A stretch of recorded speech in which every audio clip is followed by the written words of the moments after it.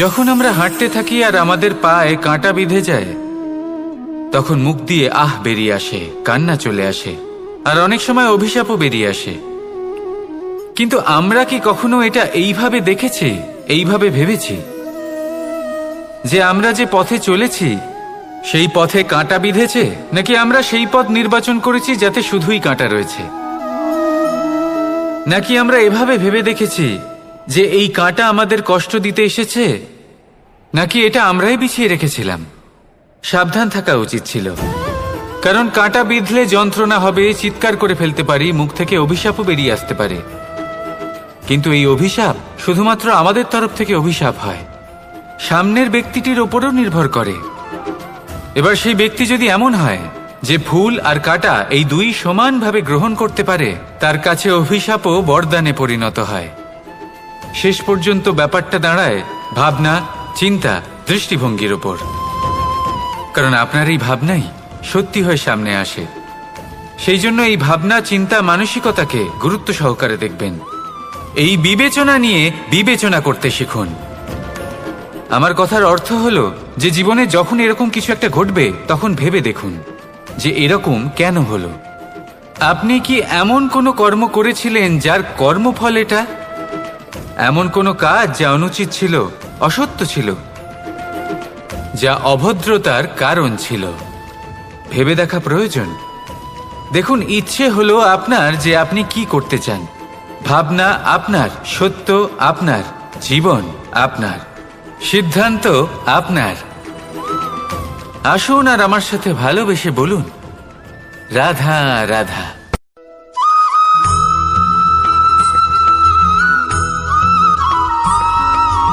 ভগবান প্রত্যেক কঠিন পরিস্থিতিতে এই নামই আছে যা আমাদের উপায় দিয়ে থাকে। ব্যক্তি যান, ভগবানের পুজো করেন, আরাধনা করেন, ব্রত পালন করেন, মন্দিরে যান, পুজো পাঠ করেন, ভগবানকে জাগিয়ে তোলেন। আর তারপর শুরু হয় সমস্ত প্রশ্ন। হে ভগবান, আমার সাথে এরকম কেন হচ্ছে? কেন আমারই জীবনে এত দুঃখ আছে? আমি কিভাবে এর সম্মুখীন হব? আমাকে কেন এত কষ্ট ভোগ করতে হচ্ছে? হে ভগবান, আমি কি করব? আমাকে সাহায্য করুন, কোনো রাস্তা দেখান।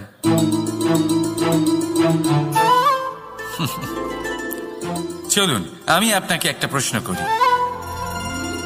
মন্দিরে যাওয়ার চেষ্টা করার আগে আপনি কি জীবনে ততটা চেষ্টা করেছেন যতটা সেই সমস্যাকে দূর করার জন্য দরকার ছিল? দ্বিতীয় প্রশ্ন, ভগবানকে জাগানোর পূর্বে আপনি কি নিজেকে জাগিয়ে তুলেছেন? আপনি কি আলস্য ত্যাগ করেছেন? তৃতীয় প্রশ্ন, ভগবানকে জিজ্ঞাসা করার আগে আপনি কি নিজেকে জিজ্ঞাসা করেছেন যে আমি কেন এত অসফল হচ্ছি? যদি না করে থাকেন, তাহলে সবার আগে এটা করুন। আপনি সমস্ত প্রশ্নের উত্তর পাবেন, সমস্ত বিপদের পরিত্রাণ পাবেন। অন্য কোথাও নয়, নিজের ভেতরে তাকিয়ে দেখুন। চেষ্টা করুন নিজেকে জাগিয়ে তোলার। আপনি সফল অবশ্যই হবেন, কারণ এই পরমাত্মা, ওই পরমেশ্বর, ওই পরব্রহ্ম আপনার মধ্যেই তো আছে। রাধা রাধা।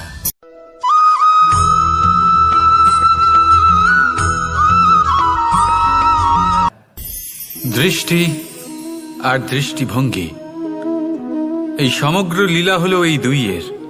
বিচিত্র হতে পারে, কিন্তু এটাই সত্যি। এবার আপনাকে একটা উদাহরণ দিয়ে বোঝাই।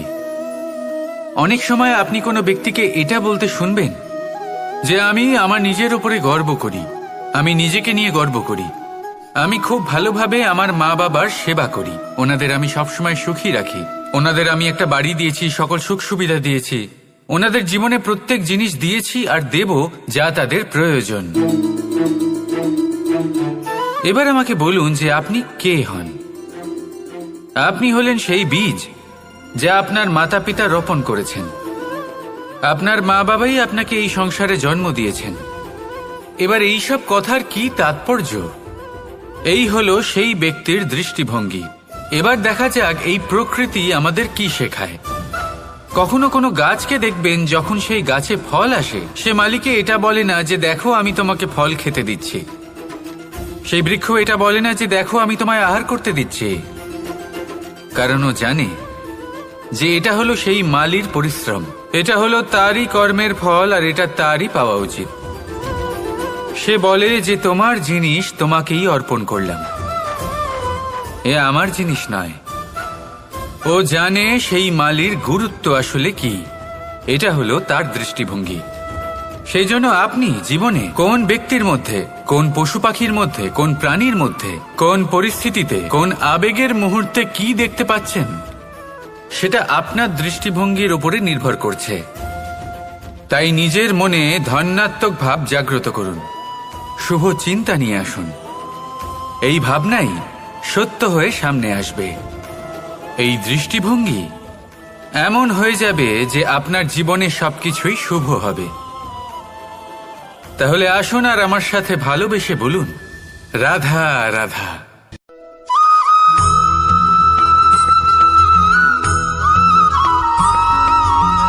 নাম। জন্মগ্রহণের পর মানুষের জন্য এই নাম অত্যন্ত গুরুত্বপূর্ণ হয়। মাতা, পিতা, পুরোহিত সকলেই সেই অক্ষর খুঁজতে শুরু করেন যা দিয়ে আপনার নাম শুরু হবে। কিন্তু নাম আর রাশি এক হয়ে গেলেই কি সব কিছু ঠিক হয়ে যায়? কখনোই নয়, কারণ আপনার কর্মই হলো সব থেকে গুরুত্বপূর্ণ, আর কিছুই নয়। দেখুন, এই নিয়তিও আপনার কর্ম অনুযায়ী আপনার ভবিষ্যৎ সুনিশ্চিত করে। যদি আপনাকে উদাহরণ দিই, তাহলে ভাবুন, একদিকে ছিলেন রাম আর অন্যদিকে রাবণ। দুজনেরই নাম শুরু হয় র দিয়ে, কিন্তু একজন পেলেন এক ভয়ানক পরিণতি, আর অন্যজন সমগ্র সংসারের মনে চিরস্মরণীয় হলেন। তাহলে মনে রাখবেন, নাম নয়, কর্মই হলো শ্রেষ্ঠ। আর যদি তা শ্রেষ্ঠ হয়, তাহলে আপনার নাম এমন স্থানে পৌঁছবে যা সংসারের কেউ মুছে ফেলতে পারবে না। তাহলে আসুন আমার সাথে ভালোবেসে বলুন, রাধা রাধা।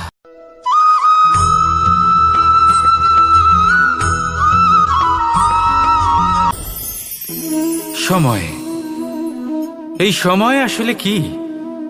এই সময় একটা সরল রেখা তো কখনোই নয়।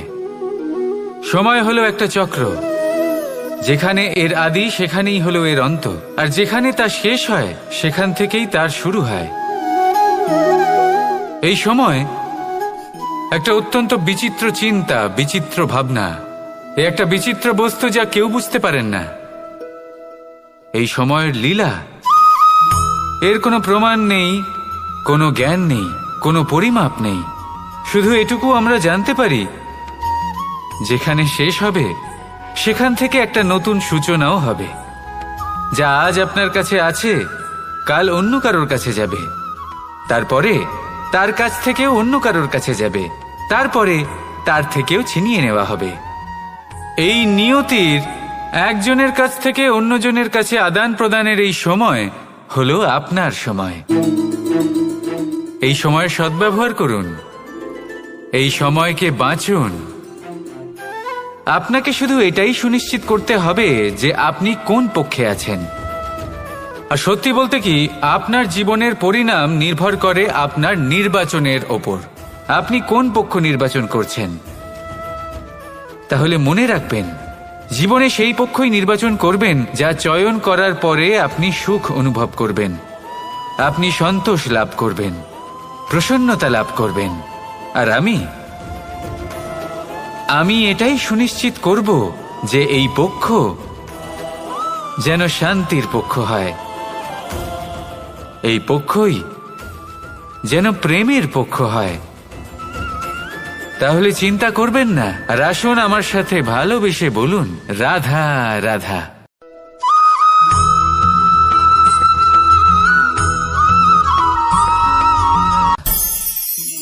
অনেক সময় যখন আমরা কর্ম করি, সাফল্য লাভ করি, কঠিন পরীক্ষায় উত্তীর্ণ হই, বড় কাজ করি, আমাদের মনে হয় এই সংসার আমাদের একটু প্রশংসা করুক, ভালো লাগে। অনেকবার মনে হয় এটা হলো আমাদের কর্মের ফলই বটে, আমরা আনন্দ পাই। কিন্তু যখন আমরা এই প্রশংসা পাই না, তখন কি হয়? আমরা দুঃখী হয়ে যাই, ভেঙে পড়ি।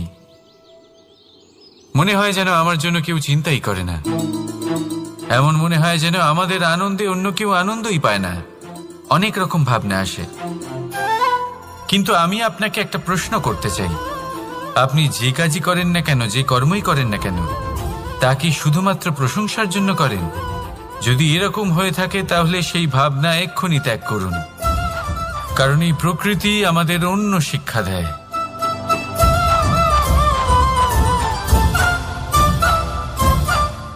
এই ফুলকে দেখুন, এই যে ফুলের সুবাস, যা আমার মনকে উচ্ছ্বসিত করে তোলে, মনে শক্তির সঞ্চার করে, এই সুগন্ধ। কিন্তু ভেবে দেখুন, ফুলের কিন্তু এই কাজ করার জন্য কোনো প্রশংসারই প্রয়োজন হয় না। এটাই হলো প্রকৃতির শিক্ষা। যিনি সৎ হন, সৎকর্ম করেন, তার কোনো প্রশংসার প্রয়োজন হয় না, কারণ ওনার কর্মই হলো ওনার সুবাস। মনে রাখবেন, আতর নকল ফুলে দেওয়া হয়, প্রকৃত ফুলের তার কোনো প্রয়োজন হয় না।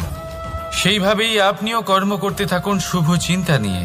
এই মনকে সবসময় শান্ত রাখুন, স্বচ্ছ রাখুন। যদি এরকম করেন তাহলে আপনার কর্ম এমন সুবাস ছড়াবে যে আপনার জীবনে শুধু এবং শুধুমাত্র আনন্দই থাকবে। তাহলে এই আনন্দ সহকারে বলুন, রাধা রাধা।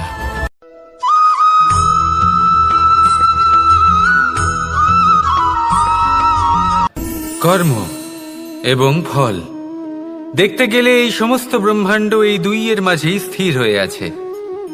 মানুষজন কর্ম করেন ভালো ফল লাভের আশায়, আর ভালো ফল লাভের আশায় উনি এটাই ভুলে যান যে উনি যে কর্ম করছেন তা কি করছেন। আমি বলেছিলাম কর্ম করুন ফলের চিন্তা না করে, কিন্তু কি কর্ম করছেন সেই বিষয়ে ভাবাটাও অত্যন্ত আবশ্যক। নয়তো অনেক সময় আমরা এমন কর্ম করে ফেলি যা না চাইতেও বিষে পরিণত হয়, যা হয়েছে দুঃশাসনের সাথে, দুর্যোধনের সাথে, গুরু দ্রোণের সাথে। একজনের মানসিকতা উচিত ছিল না, একজনের বিবেক উচিত ছিল না, আরেকজন যে পক্ষ নির্বাচন করেছিলেন সেই পক্ষ উচিত ছিল না। আর যা কিছু ওনাদের সাথে হলো, আপনার আমাদের সকলের সাথে তা হতে পারে। আমি বলেছিলাম কর্ম করুন, ফলের চিন্তা করবেন না, কিন্তু এই কর্মের বিষয়ে বিচার করে দেখাটাও ততটাই আবশ্যক। দেখুন, কর্ম করার উচিত প্রক্রিয়া ফলের চিন্তা না করা, কিন্তু যদি আপনার কর্ম শুভ হয় তাহলে তার ফলও নিয়তি আপনাকেই দেবে। সর্বদা কর্ম করার সময় এটা ভাবুন যে আপনার এই কর্ম এই সংসারকে, এই সমাজকে, আপনার পরিবারকে, আপনার আশেপাশের মানুষজনকে কোন দিশায় নিয়ে যাবে। যদি এটা সবার জন্য মঙ্গলময় হয় তাহলে কর্ম করতে থাকুন। আর হ্যাঁ, নিশ্চিত রূপে ফলের চিন্তা করবেন না। আসুন আমার সাথে ভালোবেসে বলুন, রাধা রাধা।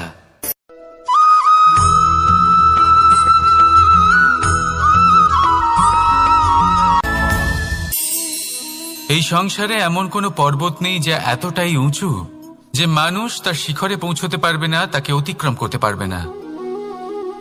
এই সংসারে এমন কোনো সাগর নেই যা কিনা এতটাই গভীর যেখানে মানুষ তার তলদেশে পৌঁছে ফিরে আসতে পারবে না।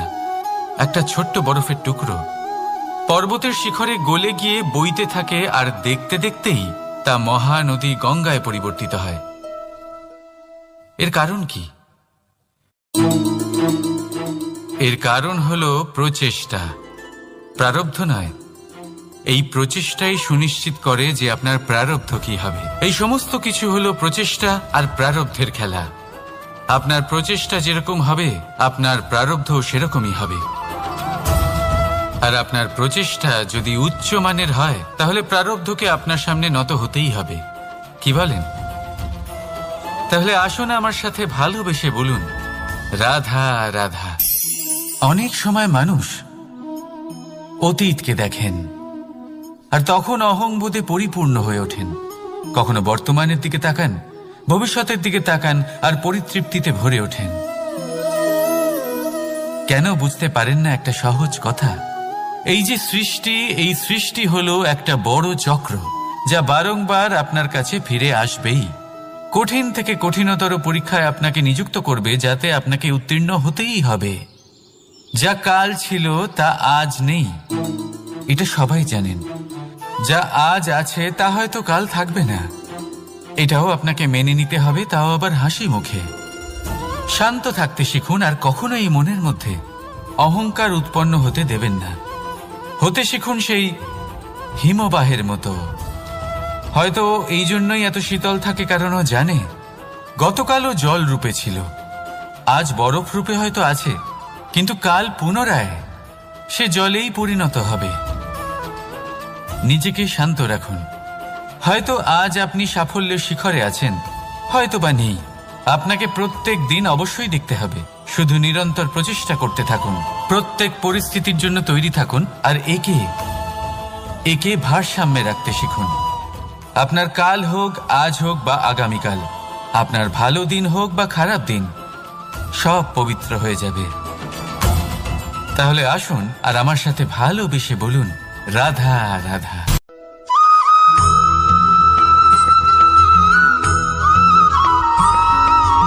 প্রতিশোধ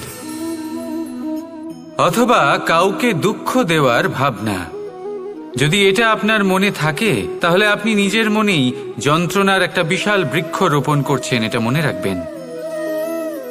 কারণ কাউকে দুঃখ দেবার এই ভাবনা, এটা হলো সেই বীজ যা আপনার মনেই পতিত হবে, আপনার মনেই অঙ্কুরিত হবে, আর আপনার মনেই একটা বিশাল বৃক্ষরূপে বেড়ে উঠবে। জীবন আপনার, কর্ম আপনার, কাউকে দুঃখ দেবার ভাবনা আপনার ছিল, এই বৃক্ষ হলো আপনার, তাই এর ফলও আপনিই পাবেন, যা গ্রহণও আপনাকেই করতে হবে। মনে রাখবেন, যে মানুষ এটা ভাবে যে আমি ওকে দুঃখ দেব, ওকে কষ্ট দিতে চাই আমি, সেই মানুষই দুঃখ আর কষ্ট পেয়ে থাকে। যদি সেই জায়গায় আপনি এটা ভাবেন যে আমি কাউকে সুখী করে তুলতে চাই, কাউকে সুখ প্রদান করতে চাই, তাহলে তারও বীজ আপনার মনেই রোপণ হবে, বৃক্ষে পরিণত হবে, যার ফলও আপনিই পাবেন। এখানে বিষয়টা হলো শুধু মানসিকতার চিন্তা, যা সত্য হয়ে আপনার সামনে আসে। তাহলে এই মানসিকতা শুভ করুন, সবার জন্য মঙ্গল কামনা করুন। অন্যের মনে আপনার জন্য ভালো চিন্তা থাকুক বা না থাকুক, আপনি সবার জন্য শুভ চিন্তা করে কর্ম করতে থাকুন, তাহলে আপনার সাথেও ভালোই হবে। তাহলে আসুন আর আমার সাথে ভালোবেসে বলুন, রাধা রাধা।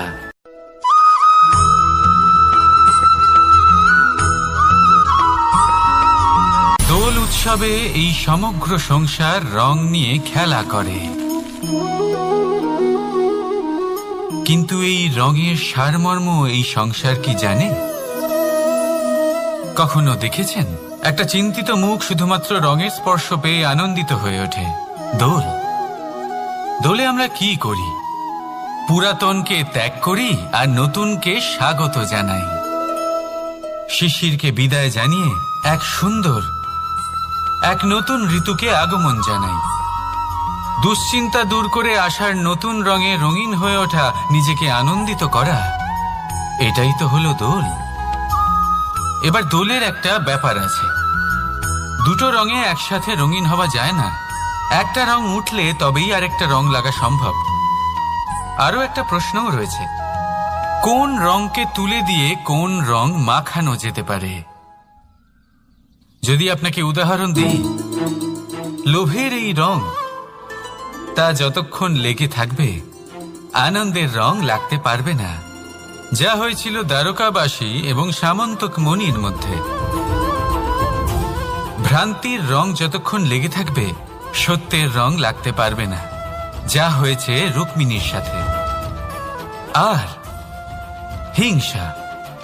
হিংসার এই রং যতক্ষণ লেগে থাকবে প্রেমের রং ততক্ষণ লাগতেই পারবে না, যা হয় আপনার আমার সবার সাথে। তাহলে আসুন একসাথে মিলে দোল পালন করি এবং সবকিছুর উপরে বিজয় লাভ করি। অন্ধকারের স্থানে আলোর, ভ্রান্তির স্থানে সত্যের, হিংসার স্থানে প্রেমের, আর লোভের স্থানে আনন্দের এই সুন্দর রং মাখাই। শত্রুতা, ঘৃণা, হিংসা এই সব কিছু ত্যাগ করি আর সকলের সখা হয়ে উঠি। আর ভালোবেসে বলি শুভ দোল। হ্যাঁ, ওটা তো আমরা অবশ্যই বলবো, রাধা রাধা।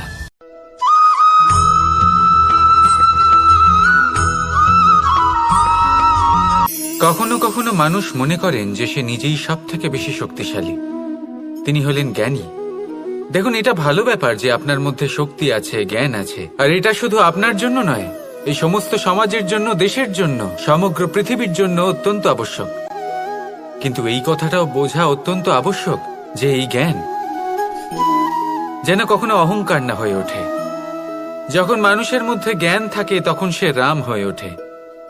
রাম, যিনি সমুদ্রের বুকে সেতু বানিয়েছিলেন, বানর সেনার দ্বারা রাক্ষস রাজকে পরাজিত করেছিলেন, আর চিরকালের জন্য সবার কাছে আদর্শ হয়ে উঠেছিলেন। আর যদি মানুষের মনে অহংকার জন্মায় তাহলে সে রাবণ হয়ে ওঠে। দেশে বিদেশে যতই খ্যাতি থাকুক না কেন, সে রাক্ষস হয়ে ওঠে, নিজের সাথে সাথে সমস্ত কুলের বিনাশ করে বসে। এবার জ্ঞান নাকি অহংকার, আপনার কি চাই সেই সিদ্ধান্ত আপনার, আর আপনার এই সিদ্ধান্তই নিশ্চিত করবে যে আপনার কর্ম কি হবে, আর আপনার এই কর্মই নিশ্চিত করে দেবে আপনার প্রারব্ধ কি হবে। তাহলে শুভ কর্ম করুন আর আমার সাথে ভালোবেসে বলুন, রাধা রাধা।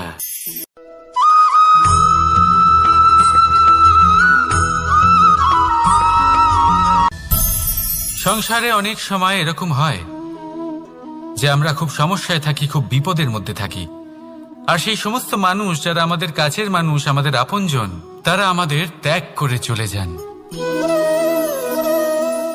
আমরা এই সময় দুঃখ পাই, নিরাশ হয়ে পড়ি এবং একা একাই সেই সমস্যাকেও কাটিয়ে উঠি। এবার পরিস্থিতি যেমন খুশি হোক না কেন, সেই সব মানুষ যারা এমন সময় আপনাকে ত্যাগ করেছেন তাদের প্রতি ক্রুদ্ধ হওয়া, অভিমান করা, এটা অনুচিত। আমি বলবো তাদের প্রতি কৃতজ্ঞ থাকুন। আমি বলবো তাদের ধন্যবাদ জানান যে তারা এমন সময় আপনার সঙ্গ ত্যাগ করেছেন যখন আপনার তাদের সব থেকে বেশি প্রয়োজন ছিল। কারণ দেখুন, হয় তাদের বিশ্বাস ছিল যে আপনি নিজেই এই বিপদ থেকে বেরিয়ে আসতে পারবেন, বা তাদের ত্যাগ করার জন্য আপনি নিজের উৎসাহ বাড়িয়ে তুললেন, আপনি নিজের শক্তি বাড়ালেন এবং নিজে সেই সমস্যা থেকে বেরিয়ে আসলেন। নিজের খারাপ সময়কে আপনি নিজেই ভালো সময় করে তুললেন। শেষ পর্যন্ত আপনি আরো শক্তিশালী হয়ে উঠলেন, আরো শ্রেষ্ঠ হয়ে উঠলেন। আর এটাই তো আপনার বিজয়, যার কারণ হলো তাদের আপনাকে ত্যাগ করা। তাহলে তাদের ধন্যবাদ জানান আর আমার সাথে ভালোবেসে বলুন, রাধা রাধা।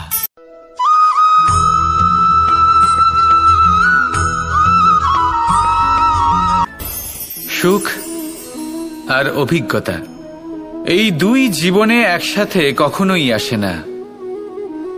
মনে রাখবেন, যেখানে সুখ থাকে সেখানে অভিজ্ঞতা থাকে না। আর যখন এই সুখ আমাদের জীবন থেকে দূরে চলে যায় তখন আমাদের জীবনে আসে এই অভিজ্ঞতা।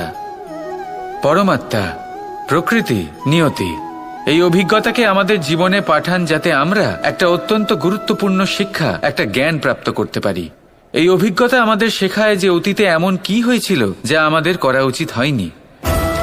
আমাদের শেখায় ভবিষ্যতে এমন কি আছে যা আমাদের করা উচিত আর কি করা উচিত নয়। দেখতে গেলে এই অভিজ্ঞতা আমাদের সেই শিক্ষা দেয় যার জন্য আমরা সুখের দিকে উচিতভাবে অগ্রসর হতে পারি। সেই জন্য জীবনে যখনই দুঃখ আসবে, দুঃখের এই সময় আসবে, তখন হতাশ হবেন না। বোঝার চেষ্টা করুন এই পরিস্থিতি কেন এসেছে, কি শিক্ষা দিতে এসেছে। যদি আপনি সেই জ্ঞান লাভ করেন, সুখের পথে অগ্রসর হন, তাও উচিত রূপে, তাহলে এই অভিজ্ঞতার উদ্দেশ্য পূরণ হয়ে যায়। তাহলে আসুন আর আমার সাথে ভালোবেসে বলুন, রাধা রাধা।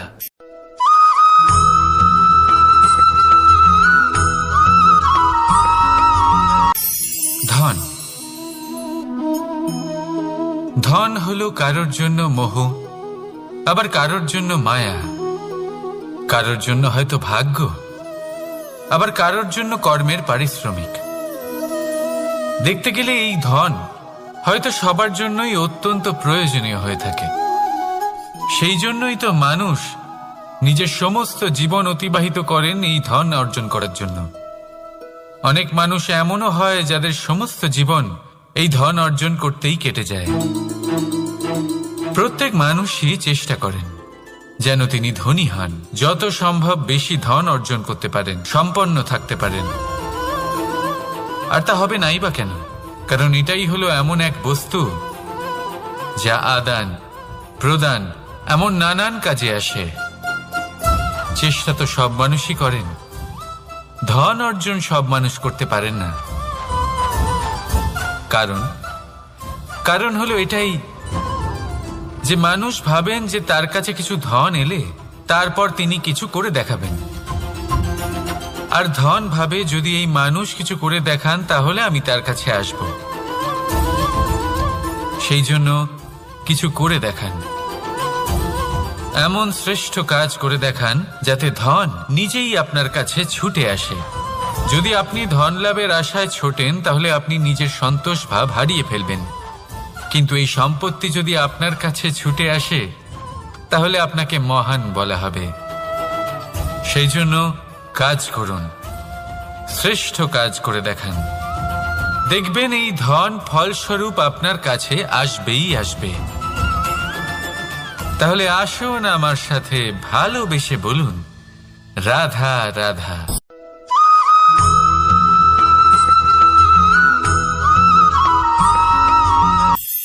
আজকাল আপনি দেখে থাকবেন যে মা বাবা শুধুমাত্র সন্তানকে ভালোবাসেন তা নয়, তাদের মোহেও জড়িয়ে পড়েন।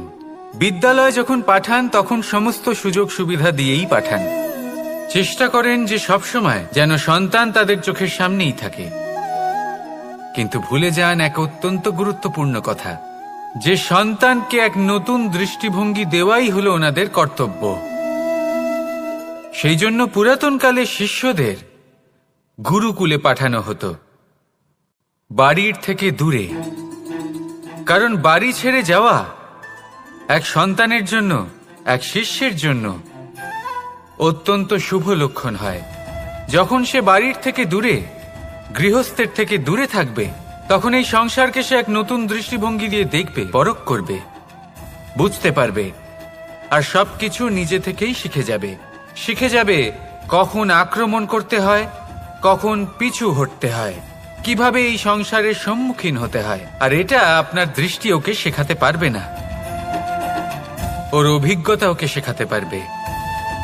তাই মনে রাখবেন, যদি আপনি চান যে আপনার সন্তানের বিকাশ হোক, তাহলে অনেক সময় ওকে নিজের থেকে দূরে নিয়ে যেতে হয়। যদি মোহে আবদ্ধ থাকেন তাহলে ওর বিকাশ কখনোই হবে না। তাহলে আসুন আমার সাথে ভালোবেসে বলুন, রাধা রাধা।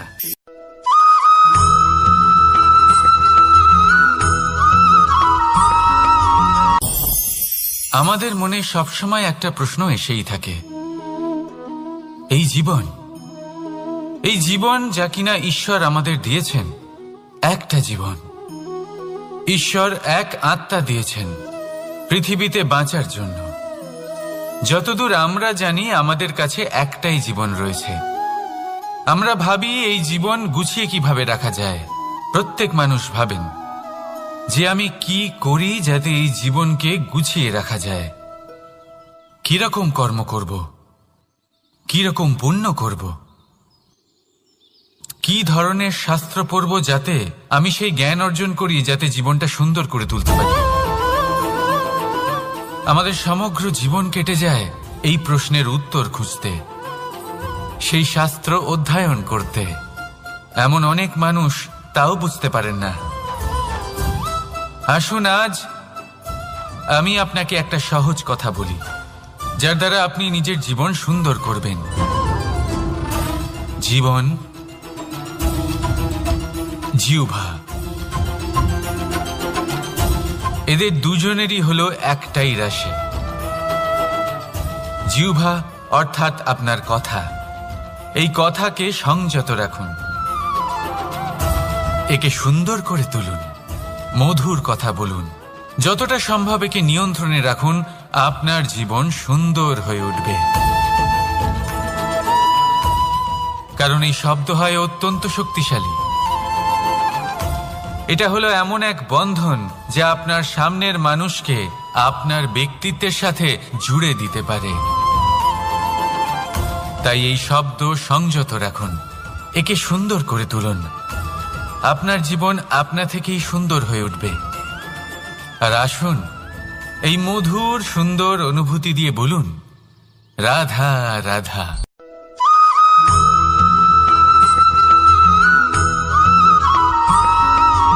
সমস্যা, কঠিন সময়, সংকট, বিপদ কার জীবনে নেই?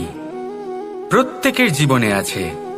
কিন্তু আমাকে একটা কথা বলুন, যদি নৌকায় ঢেউকে ভয় পেতে শুরু করে তাহলে সাগর পার করবে কে?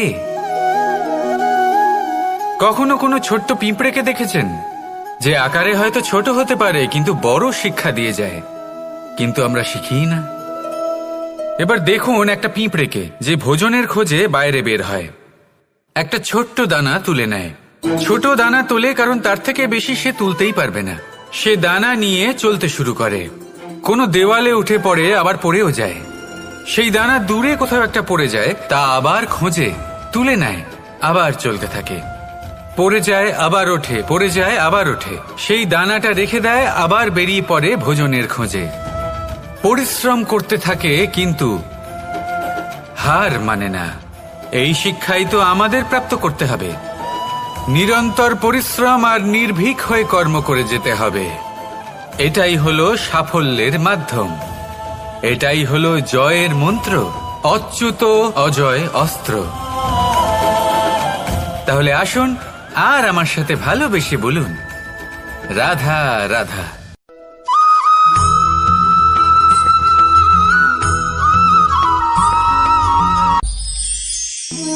জীবন,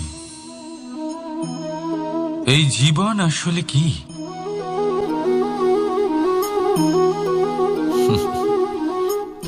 এই প্রশ্ন সবার মনেই এসে থাকে। সবার মন এই প্রশ্নের জন্যই চিন্তিত থাকে। এই জীবন আসলে কি? এর উদ্দেশ্য আসলে কি? কি করা যেতে পারে এই জীবনে? এই জীবন কি কিছু পাওয়ার, নাকি এই জীবন কিছু হারাবার? এই জীবন কি আসলে সেটাই যেখানে আমাদের পরমাত্মার খোঁজ করা উচিত, নাকি আমাদের ধাবিত করা উচিত নিজেদের স্বপ্নের লক্ষ্যে? এই জীবন আসলে কি? এই জীবন আসলে অত্যন্ত সরল। এ হলো শান্ত জলের মতো, একটা আয়নার মতো এই জীবন। এই জীবন আসলে ঠিক যেন এক আয়নার মতো। আয়না কি করে? আপনাকে সেটাই দেখায় যা আপনি করে থাকেন। আপনি হাসি মুখে আয়নার দিকে তাকান, আয়না আপনাকে আপনারই মুখ দেখাবে, সেই হাসি সমেত। আপনি রেগে গিয়ে আয়নার দিকে তাকান, আয়না আপনাকে সেটাই দেখাবে। আপনি প্রসন্নভাবে হেসে আয়নার দিকে তাকালে আয়না আপনাকে সেটাই দেখাবে। এটাই হলো জীবন, একটা আয়নার মতো। আপনি এটা ভাববেন না যে এই জীবন আপনাকে কি দিয়েছে,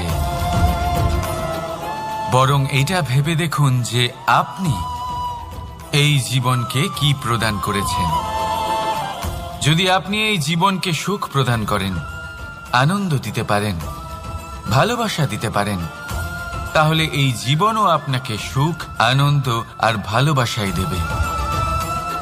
তাহলে আসুন এই সুখ, আনন্দ আর ভালোবাসা দিয়ে বলুন, রাধা রাধা।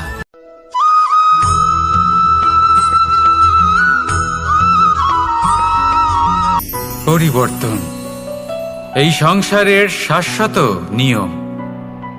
কোনো রাজা নেই যিনি চিরকাল রাজা থাকেন, কোনো ধনী ব্যক্তি নেই যিনি চিরকাল ধনী থাকবেন।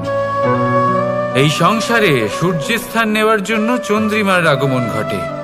কোন স্থান যাকে পতিত বলা হয়েছিল সেখানে মহল তৈরি হয়েছে। কোন স্থান যাকে আজ মলিন বলা হয়েছে কাল সেখানে মন্দিরও স্থাপন হতে পারে। কোনো ঋতু চিরকালের জন্য থাকে না, কখনো সময় চিরকাল একরকম থাকে না।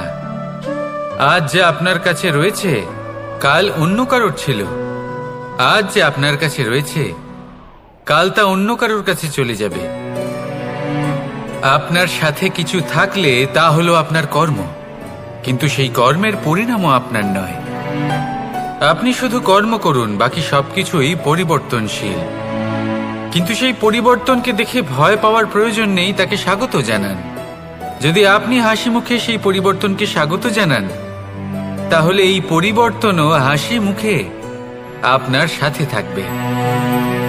আসুন আমার সাথে ভালোবেসে বলুন, রাধা রাধা।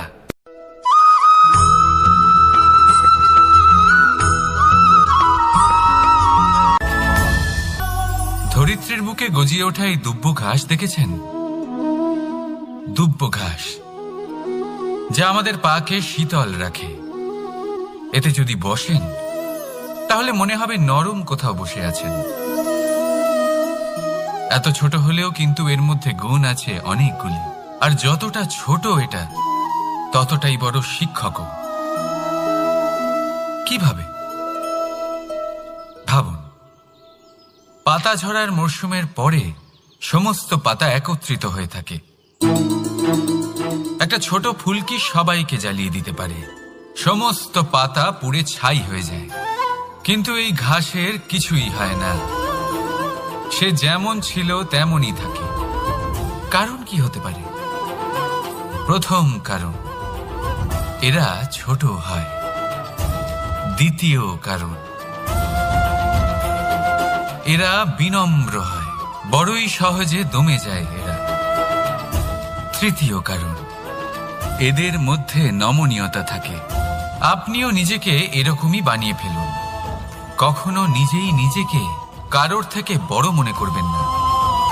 নিজের এই মনকে বিনম্র রাখুন। এবং সবথেকে বড় কথা, নিজের এই মনে সহানুভূতি, প্রেম আর বিশ্বাসের নমনীয়তা বজায় রাখবেন। যদি এরকম করতে পারেন তাহলে জীবন সবসময় সুখে কাটবে। রাধা রাধা।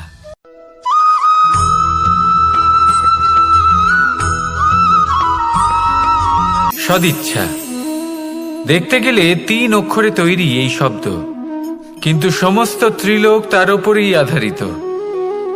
আপনি এই সংসারে এসেছেন, তখন অবশ্যই শ্বাস নেবেন, কিন্তু তার বদলে আপনাকে কিছু তো দিতেই হবে।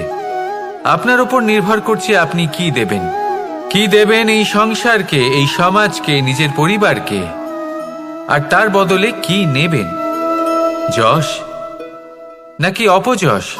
দেখুন, এক ছিল রাবণ, যে কিনা সমুদ্র পার করলো সীতাকে অপহরণ করার জন্য, আর এক ছিলেন রামচন্দ্র, যিনি সমুদ্র পার করেছিলেন, সেতু বানিয়ে গিয়েছিলেন সীতাকে ফিরিয়ে নিয়ে আসার জন্য। দুজনেই সমুদ্র পার করেছিলেন, শুধু পার্থক্য ছিল সদিচ্ছাকে বোঝার, লক্ষ্যের। অনেক মানুষের যাত্রা একরকম হতেই পারে, কিন্তু আনন্দ তখনই লাভ করবেন যখন লক্ষ্য শুভ হবে, মহান হবে।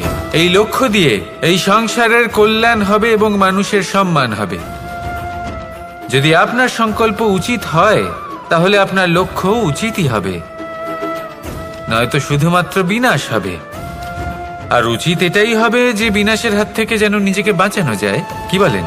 তাই জীবনে যে লক্ষ্য স্থির করছেন, মনে রাখবেন তা যেন শুভ লক্ষ্য হয়। যদি এরকম হয়, তাহলে আপনার যাত্রা, আপনার জীবন দুটোই শুভময় হবে। আসুন আর আমার সাথে ভালোবেসে বলুন, রাধা রাধা।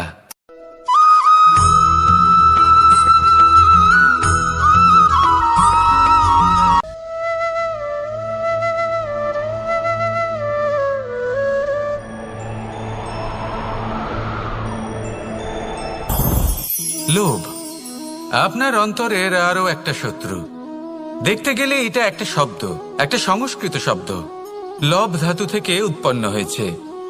এর অর্থ কিছু লাভ করা। কিছু লাভ করা অনুচিত নয়, আরো কিছু লাভ করাও অনুচিত নয়, কিন্তু সব থেকে বেশি আমিই লাভ করব, আমি আরো চাই, আরো বেশি চাই, আরো বেশি পেতে চাই, এটাই হলো লোভ। আর এই লোভ যখন গ্রাস করে তখন আপনি যা পেতে চান, সে ধনই হোক বা মানই হোক, তা অর্জন করার জন্য মানুষ যে কোনো স্তরে পৌঁছে যেতে পারে। যদি মানুষ ধন অর্জন করতে চান তাহলে তার জন্য তারা অধর্মের পথেও চলতে পারেন। যদি সম্মান অর্জন করতে চান তাহলে অন্য মানুষকে ছোটও করতে পারেন। শেষ পর্যন্ত আপনার এটা মনে হতে পারে যে যদি একটু অল্পই প্রাপ্ত করতাম কিন্তু ভালোবেসে প্রাপ্ত করতাম, এই জীবন আরো অনেক বেশি সুখী হতো। লোভ আপনার জীবনে, আপনার মনে কখন যে প্রবেশ করবে সেটা আপনি জানতেও পারবেন না। তাই এটা চিনতে শিখুন আর তৎক্ষণাৎ জীবন থেকে বাইরে ফেলে দিন। যা কিছু লাভ করতে চান তা ভালোবেসে লাভ করুন, আর সেই ভালোবাসার সাথেই বলুন রাধা রাধা।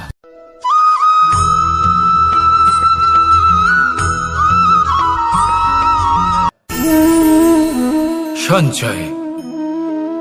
মানুষের যখন থেকে বোধবুদ্ধি হয় সঞ্চয় করতে আরম্ভ করে দেন।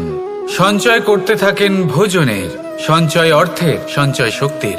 নিজের জন্য করেন, নিজের পরিবারের জন্য করেন, নিজের স্ত্রীর জন্য করেন, সন্তানের জন্য করেন, সন্তানের সন্তানের জন্যও সঞ্চয় করেন।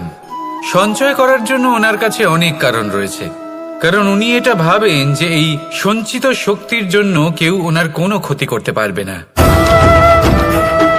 মানুষ ভুলে যান একটা গুরুত্বপূর্ণ কথা, এই সত্য, উনি এই সংসারে খালি হাতেই এসেছিলেন আর এখান থেকে ওনাকে খালি হাতেই যেতে হবে। যা এখানকার তা এখানেই থেকে যাবে। আর যদি কিছু ওনার সাথে যায় তা হলো ওনার কর্ম, আর কিচ্ছু নয়।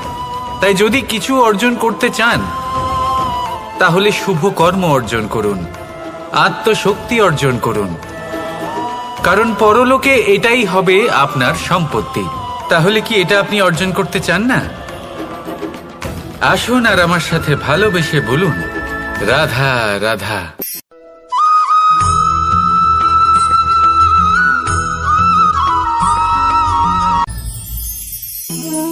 জীবনে ক্ষমা চাওয়া তাও কিছুটা সহজ, ক্ষমা করতে পারা অত্যন্ত কঠিন। ক্ষমা 2 অক্ষরের এই শব্দ হতে পারে, কিন্তু অত্যন্ত বড় এই শব্দ, অত্যন্ত গুরুত্বপূর্ণ এই শব্দ। কখনো কখনো অন্য কাউকে ক্ষমা করে দেওয়া তাও কিছুটা সহজ কাজ, কিন্তু নিজেকে ক্ষমা করতে পারা অত্যন্ত কঠিন হয়ে দাঁড়ায়। অতীতে যদি আমাদের এমন কোনো ভুল হয় যে কারণে আমরা নিজেকে ক্ষমা করতে পারি না, অনেক সময় এমন কিছু ভুল করে বসি যে বিষয় শুধু আমরাই জানি, কিন্তু আমরা নিজেকে ক্ষমাই করতে পারি না, আর আমাদের বিকাশ সেখানে স্তব্ধ হয়ে যায়। কারণ যদি আপনি ক্ষমা করতে না শেখেন, নিজেকে ক্ষমা যদি না করতে পারেন, তাহলে তা আপনার জীবনের সবথেকে বড় বাধা হয়ে দাঁড়াবে। সেই জন্য জীবনে অবশ্যই শিখুন যে কিভাবে নিজেকে ক্ষমা করতে হয়, আর শিখুন যে আগের করা ভুল আবার কি করে না করা যেতে পারে। এই মন হালকা হবে আর প্রসন্ন হয়ে বলবে রাধা রাধা।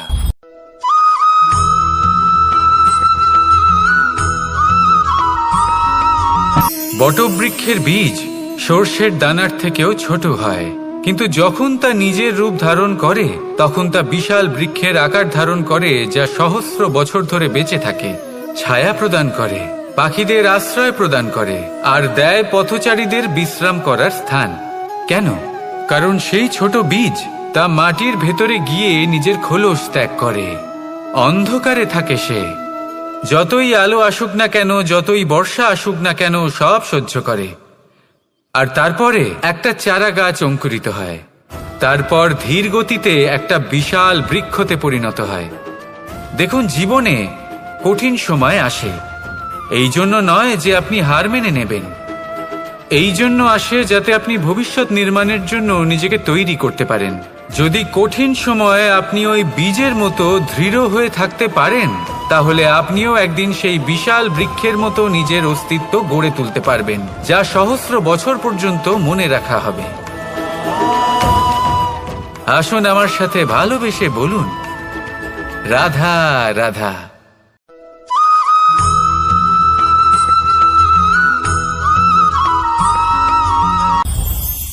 এই সংসারে যখনই কোনো সমস্যা আসে তখন আমরা আমাদের সব থেকে বড় সম্বলের কাছে আশ্রয় খুঁজি, তা হলো আমাদের বিশ্বাস।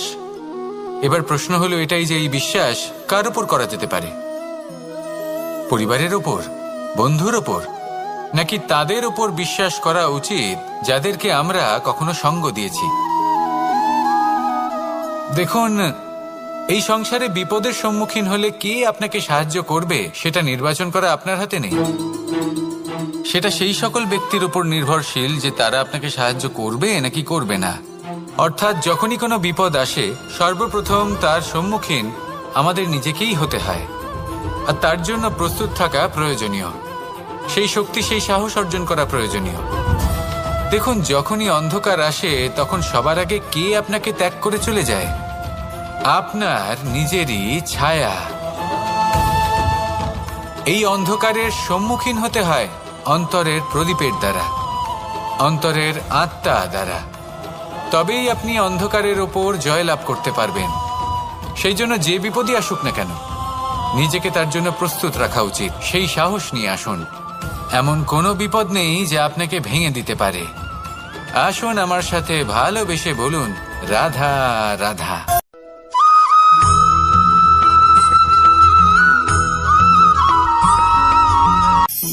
আপনি কখনো জীবনে সূর্যোদয় দেখেছেন? কত প্রশান্তিদায়ক, কত শক্তিদায়ক হয়। মনের মধ্যে যেন একটা নতুন প্রেরণা দান করে, একটা নতুন উৎসাহ।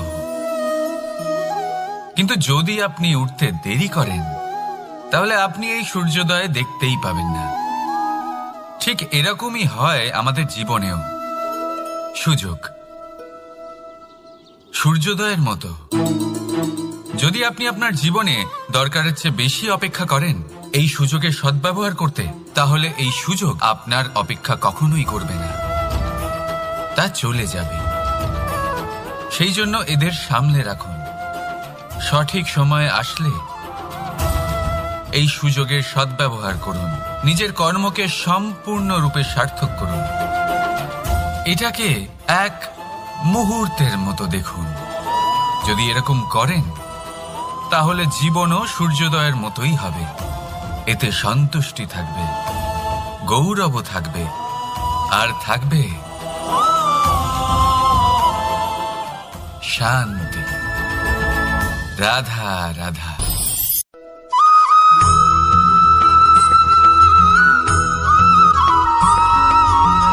মানুষ সবসময় চায় যে তার জীবনে যেন কখনো কোনো সমস্যাই না আসে।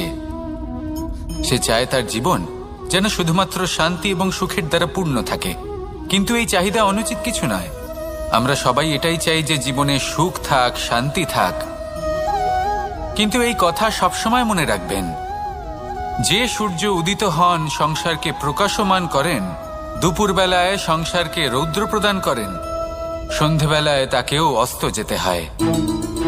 এবার আমাদের জীবন চক্র কিছুটা এরকমই। কোনো কিছুই চিরকাল একরকম থাকে না। কখনো এই নদীকে দেখুন যা বয়ে চলেছে। এই নদী যা বয়ে চলেছে তার পথেও অনেক বিপদ আসে। বড় বড় পাথরের সম্মুখীন হয়ে তাকেও সামনে এগিয়ে যেতে হয়। একটি পুকুর যা চারদিক থেকে ঘেরা, তার জীবনে কিন্তু কোনো সমস্যা নেই। কিন্তু এই সংসারে পুকুরের পুজো করা হয় না, পুজো করা হয় নদীকে। মনে রাখবেন, সমস্যার ঊর্ধ্বে তিনি উঠতে পারেন যিনি সমাধি লাভ করেছেন, যিনি এই সংসারেই নেই। যিনি এই সংসারে আছেন এবং জীবিত আছেন, তার জীবনের সমস্যা হলো শ্বাসবায়ুর মতোই গুরুত্বপূর্ণ। আসুন আমার সাথে ভালোবেসে বলুন, রাধা রাধা।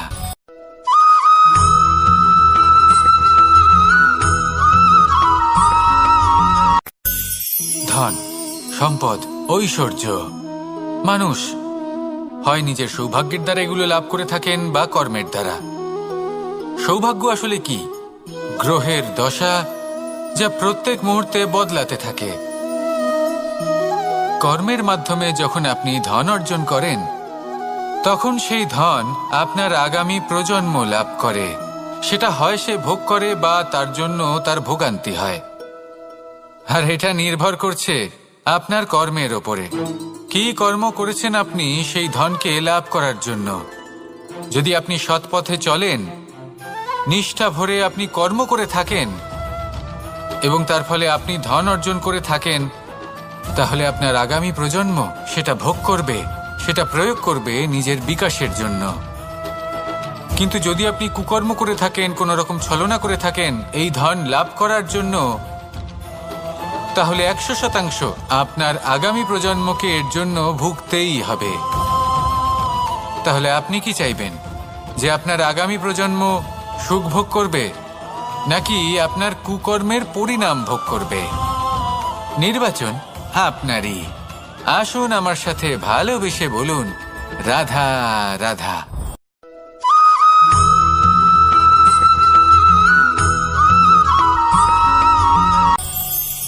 আজ আমি আপনাকে একটা ছোট্ট কাহিনী শোনাবো।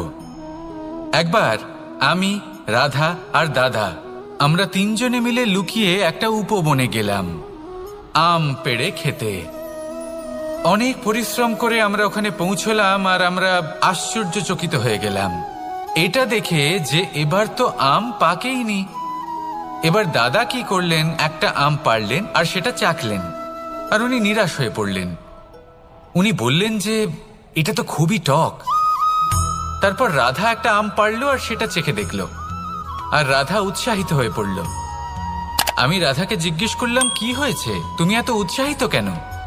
তখন রাধা বলল যে এবার এত বেশি টক আম হয়েছে যে এগুলো দিয়ে আমরা আচার বানাবো। তাহলে দাদা ওখান থেকে বেরিয়ে গেলেন নিরাশ হয়ে এবং খালি হাতে। রাধাও ওখান থেকে বেরিয়ে গেল কিন্তু উৎসাহিত হয়ে, আর অনেকগুলো কাঁচা আম সাথে নিয়ে। এর থেকে আমরা কি শিক্ষা পেতে পারি?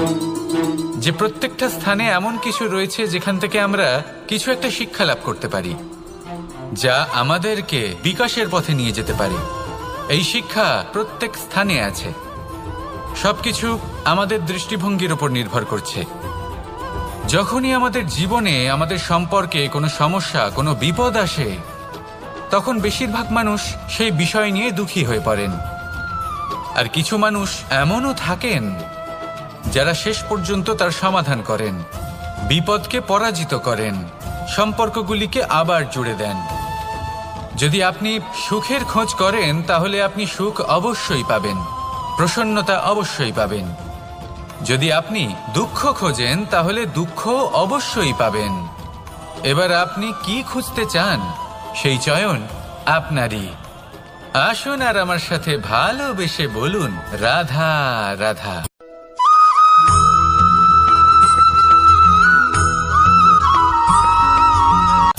আমার কাছে যশোদা মা যেমন, আমার কাছে দেবকী মা যেমন, আমার কাছে ঠিক তেমনই হলেন গোমাতা। এবার ভেবে দেখার বিষয় হলো এটা, যে এই সংসারে অসংখ্য প্রাণী আছে। একজন গাইকে একজন মায়ের মর্যাদা কেন দেওয়া হয়? তাহলে এর অনেকগুলো কারণ আছে। এই গাই অর্থাৎ গোমাতা, এনারা হলেন অত্যন্ত শান্ত, শান্তিপ্রিয়, কখনো কারোর কোনো ক্ষতি করতেই পারেন না। গোমাতা যে দুধ নিজের বাছুরকে পান করান সেই দুধই আমাদেরও দেন। সেই দুধ পান করে আমরা শক্তি লাভ করি। এই দুধ থেকে আমরা মাখন, ঘি, পায়েস, এইসব সুস্বাদু খাবার লাভ করি। গোমাতার গোবর আমাদের জ্বালানি হিসেবে সাহায্য করে, যার ফলে খুব কম সংখ্যক কাঠ ব্যবহার করা যায় এবং বেশিরভাগ জঙ্গল সুরক্ষিত থাকে। গোমাতার গোমূত্র, সেটাও আমাদের কাছে লাভজনক। এর দ্বারা আমরা অনেক রোগ থেকে মুক্তি লাভ করতে পারি। গোমাতা যখন একটি বাছুরকে জন্ম দেন তখন সেই বড় হয়ে আমাদের ক্ষেত কর্ষণ করে। সেই জন্য গাইকেও জীবনে মায়ের মর্যাদা দেবেন। যতটা সম্ভব তাকে সেবা করুন এবং ভালোবেসে তাকে পালন করুন। এই মন নিজে থেকেই প্রসন্ন হয়ে বলবে, রাধা রাধা।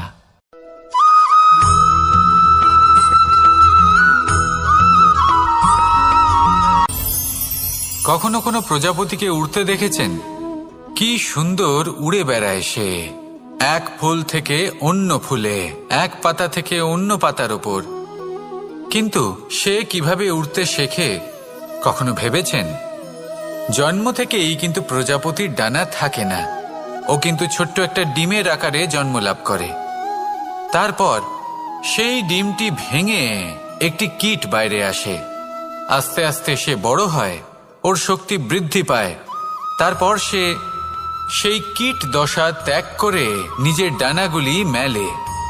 এই প্রক্রিয়া তার কাছে সরল নয়, অত্যন্ত যন্ত্রণাদায়ক প্রক্রিয়া, কিন্তু সে সেই যন্ত্রণা মেনে নেয়। আর তারপর আস্তে আস্তে সে উড়তে শেখে। শুধুমাত্র আকাশে উড়ে বেড়ায় তা নয়, আমাদের মনের মাঝে উড়ে বেড়ায়। এবার এই ডিম থেকে প্রজাপতি হয়ে ওঠার যে যাত্রা, এটা যতটা কঠিন, ততটাই কঠিন হয় এই সংসারে শ্রেষ্ঠ কর্ম করা, ততটাই কঠিন হয় এই সংসারে মহান হয়ে ওঠা। সেই জন্য প্রয়োজনীয় প্রচেষ্টা এবং সময়। নিরন্তর প্রচেষ্টা করতে থাকুন, পর্যাপ্ত সময় নিন, এবং আপনি নিজেকে এই আকাশে উড়ন্ত অবস্থায় পাবেন। আসুন আমার সাথে ভালোবেসে বলুন, রাধা রাধা।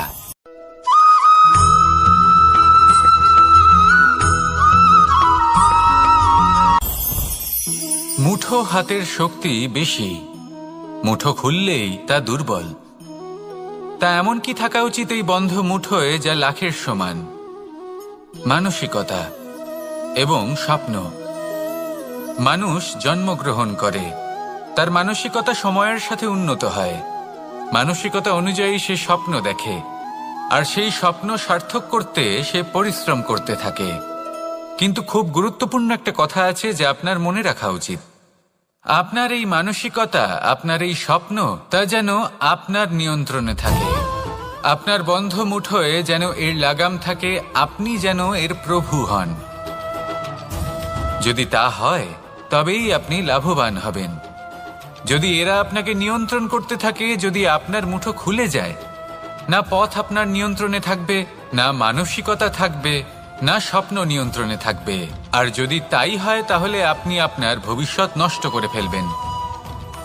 তাই নিয়ন্ত্রণ করতে শিখুন নিজের বিচার বুদ্ধি, নিজের মানসিকতা, নিজের স্বপ্নকে।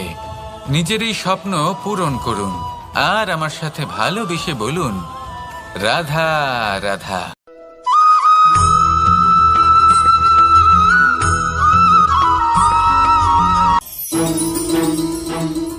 রাধা রাধা।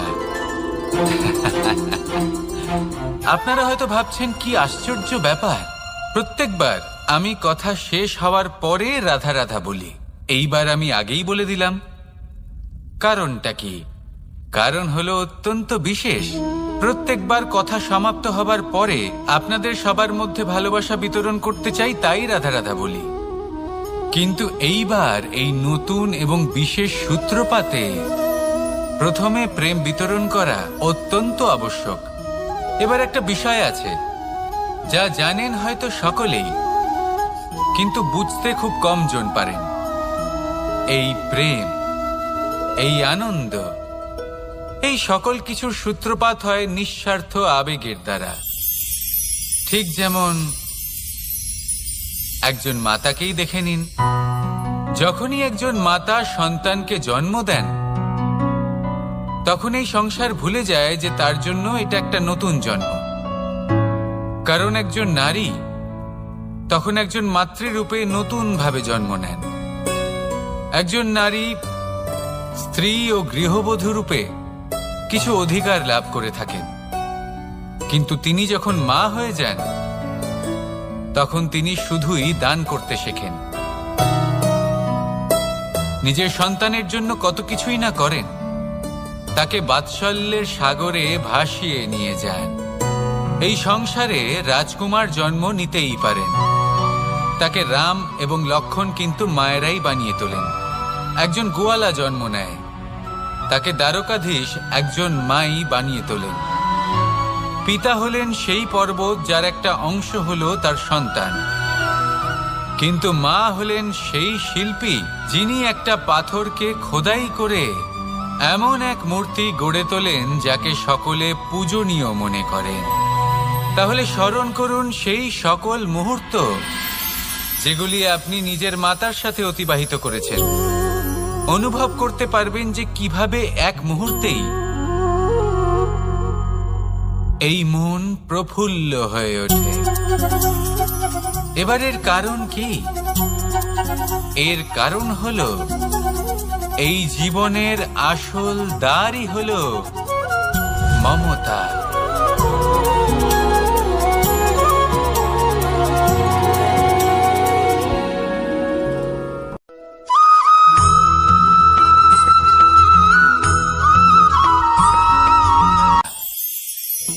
আমি রাধাকে ভালোবাসি, আর এই কথাটা সমগ্র সংসার জানে। আর সময় অন্তরে লীলার দ্বারা, বিভিন্ন ঘটনা দ্বারা, কর্মের দ্বারা আমি নিজের এই ভালোবাসা রাধার সামনে প্রকাশ করি।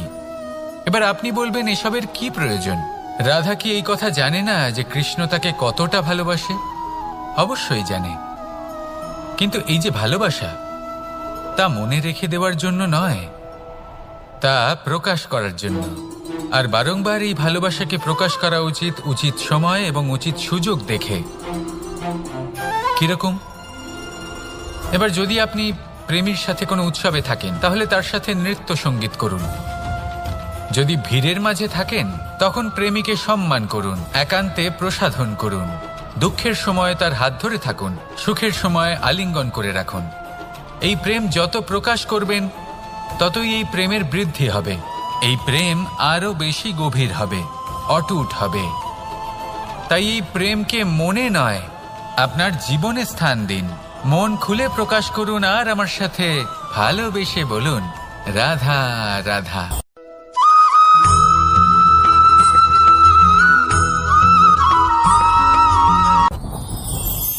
যত শক্তিশালী এই মন, তত শক্তিশালী এই শরীরও। এই যে আমাদের শরীর, এটা আসলে কি? এ হলো একটা রথের মতো। আর একটা রথ ততক্ষণ চলতে পারবে না যতক্ষণ না তাকে কোনো সারথি চালাবে। এই মন হলো শরীরের সারথি। এবার ভাবুন, যদি এই সারথি শক্তিহীন হয়, দুর্বল হয়, তাহলে এই রথের কি হবে? এটা উচিত পথে চলতে পারবে না, উচিত গতিতে চলতে পারবে না, মন মতো স্থানে এটা পৌঁছতেও পারবে না। সেই জন্য মনের শক্তি অত্যন্ত প্রয়োজনীয়। এবার মনের শক্তি আমরা কোথা থেকে লাভ করি? দৃঢ়তার শক্তি থেকে। এবার এই শক্তি আমরা কিভাবে বাড়াতে পারি? আমরা প্রতিদিন কিছু নতুন স্থির করি, কিছু ছোট, কিছু বড়। আর যেই আমরা নতুন কিছু পূর্ণ করি, আমাদের মনের শক্তি বেড়ে যায়। আর যদি পূর্ণ না করতে পারি, মনের শক্তি কমে যায়। একটা দেওয়ালের মতো ছোট ছোট ছোট ছোট শিলা আমরা একটার পর একটা স্থাপন করে একটা দেওয়াল তৈরি করি। এতগুলো পাথর যখন একত্রিত হয়ে যায়, তখন এমন এক দেওয়াল তৈরি হয় যাকে ভাঙা প্রায় অসম্ভব হয়ে দাঁড়ায়। সেরকমই হয় মন এবং দৃঢ়তা। ছোট ছোট কাজ করে নিজের লক্ষ্য পূর্ণ করুন। এই লক্ষ্য যদি পূর্ণ হয়, তবে মনের শক্তি বাড়বে। কিছুটা এইভাবে যে যত বড়ই বিপদ আসুক না কেন, সেই বিপদ নিজে হার মেনে নেবে, কিন্তু আপনার মন ততটাই শক্তিশালী থাকবে। তাই মনের শক্তি বাড়াতে থাকুন, যাতে আপনি উচিত পথে চলতে পারেন, উচিত গতিতে চলেন, আর মনোবাঞ্ছিত স্থানে পৌঁছতে পারেন। তবেই এই মন প্রসন্ন হয়ে বলবে, রাধা রাধা।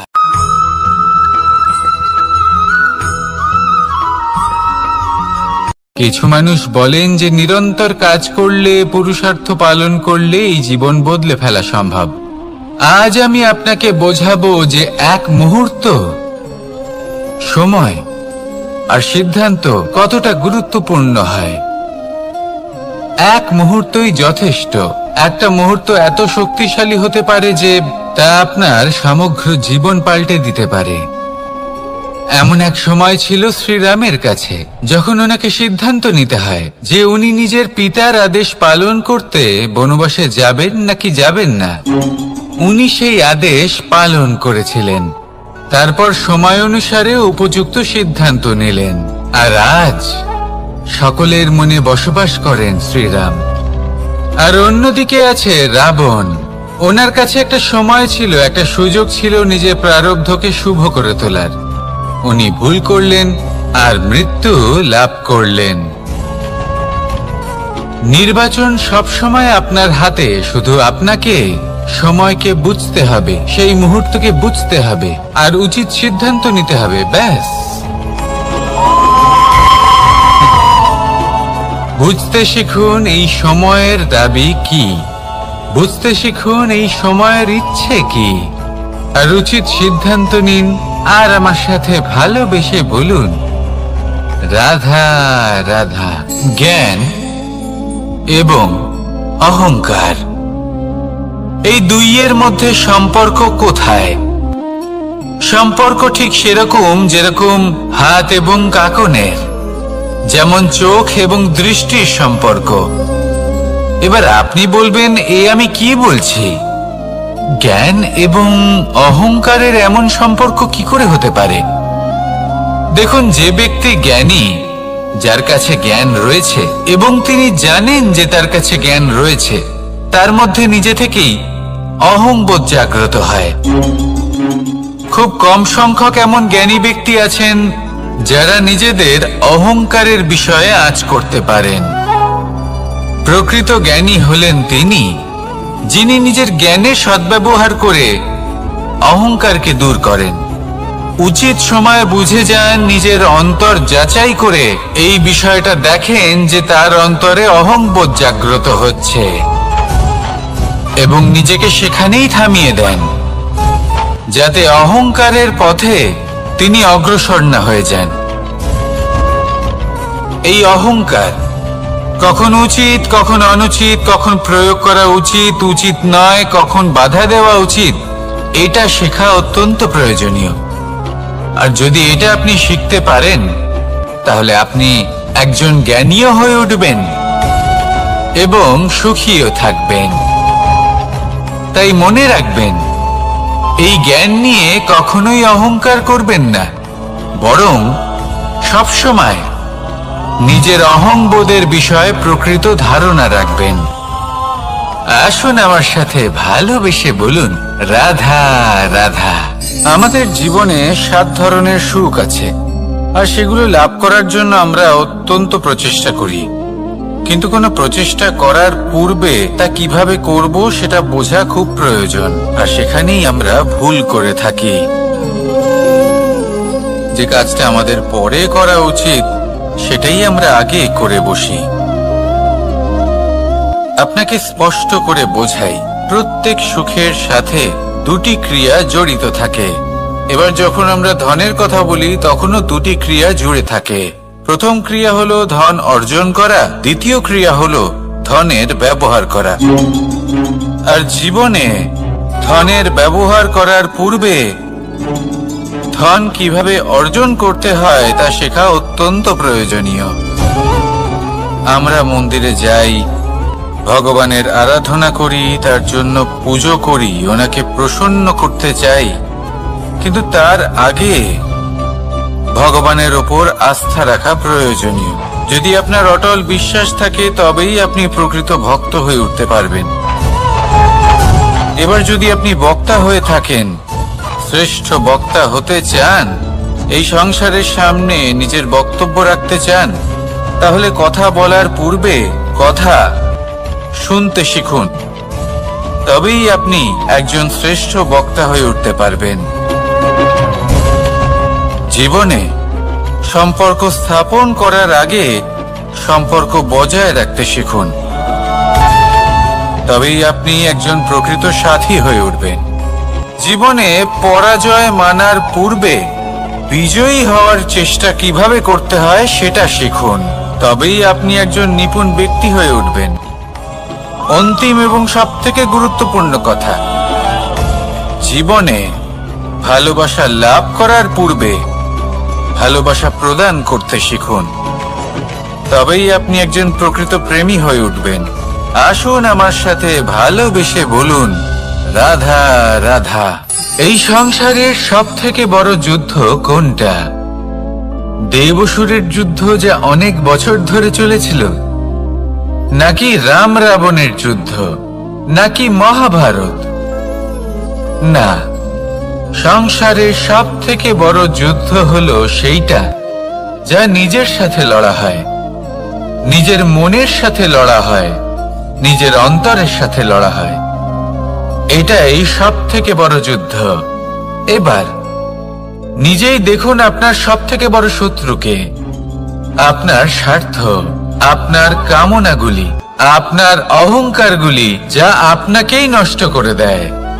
যদি এদের ওপর আপনি বিজয় লাভ করতে পারেন, তাহলে ধরে নিন এই সংসারে সবার ওপরে আপনি বিজয় লাভ করতে পারবেন। এই সংসারে কেউ আপনাকে পরাজিত করতে পারবে না। কিন্তু তার জন্য প্রয়োজন অনুভূতির।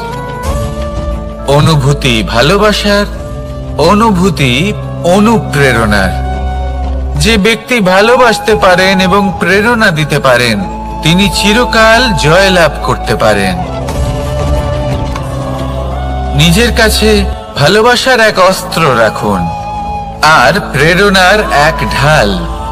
জীবনে কেউ আপনাকে পরাজিত করতে পারবে না। আসুন আর আমার সাথে ভালোবেসে বলুন, রাধা রাধা। সৌন্দর্য। মানুষ নিজের সৌন্দর্যের বিষয়ে কতটা ভাবে, চায় যে সে সব থেকে বেশি রূপবান হবে, সব থেকে বেশি সুন্দর হবে। কিন্তু সৌন্দর্যের পরিভাষা কি তা কি সে জানে? কোনো মাকে জিজ্ঞেস করুন, ওনার জন্য সৌন্দর্যের পরিভাষা ওনার সন্তান। কোনো ভক্তকে জিজ্ঞেস করুন, ওনার জন্য সৌন্দর্যের পরিভাষা ওনার ভগবান।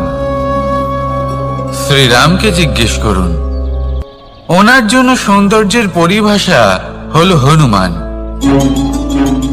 ভাঙা হানু, ফুলে যাওয়া মুখ, দেখতে গেলে উনি বানর, লম্বা লেজ,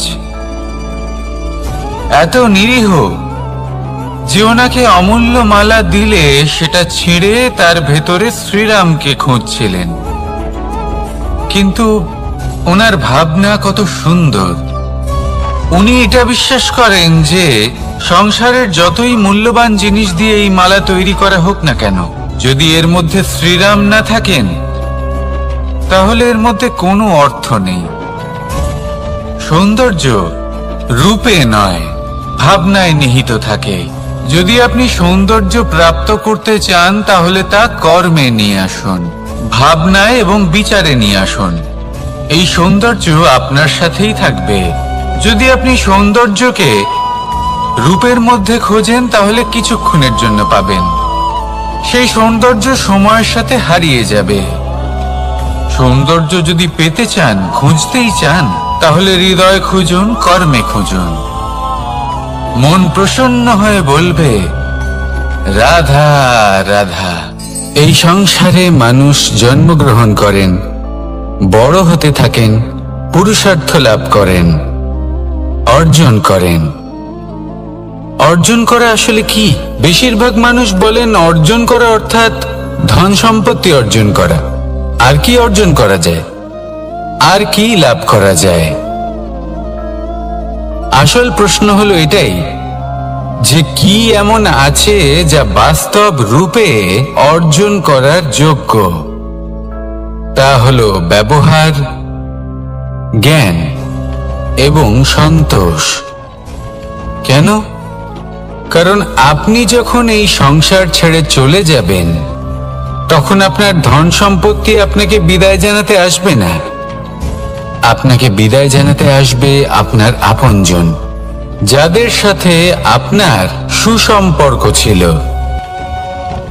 সমগ্র সংসারে সহস্র মানুষ ধন অর্জন করে থাকেন। শ্রেষ্ঠ মানুষ হলেন তিনি যিনি ব্যবহার, জ্ঞান এবং সন্তোষ অর্জন করে থাকেন, একে সকলের মধ্যে বিতরণ করেন।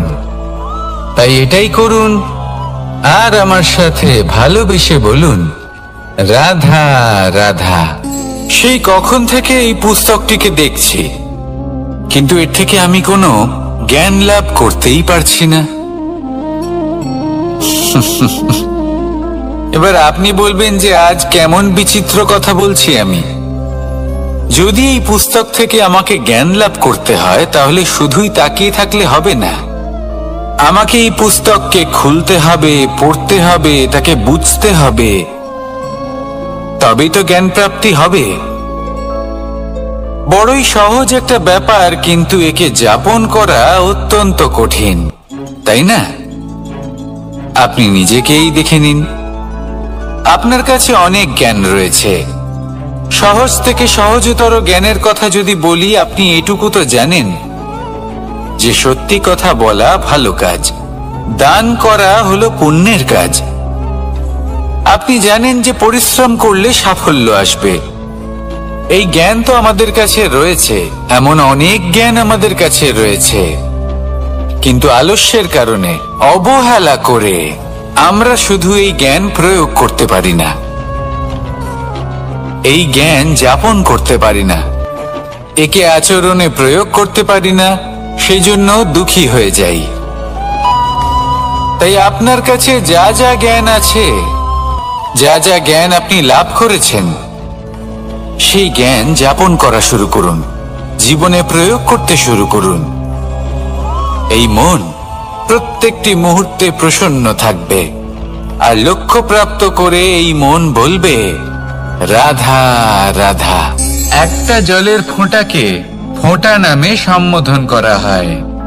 অনেক ফোঁটা একত্রিত হলে সাগরের রূপ ধারণ করে।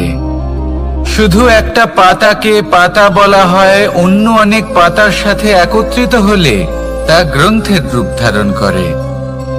একটা মাত্র সুতো অন্য সুতোর সাথে মিলিত হলে বস্ত্রের রূপ ধারণ করে। অনেক সংখ্যক ইট একত্রিত হলে মহলের রূপ ধারণ করে। সৈন্যরা একত্রিত হলে সৈন্যদল তৈরি হতে পারে।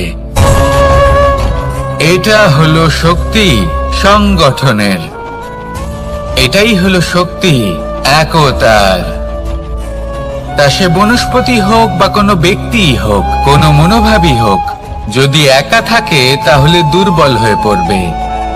যদি সংগঠিত থাকে তাহলে শক্তিও বাড়বে, আর আপনাকে সামনে এগিয়েও নিয়ে যাবে।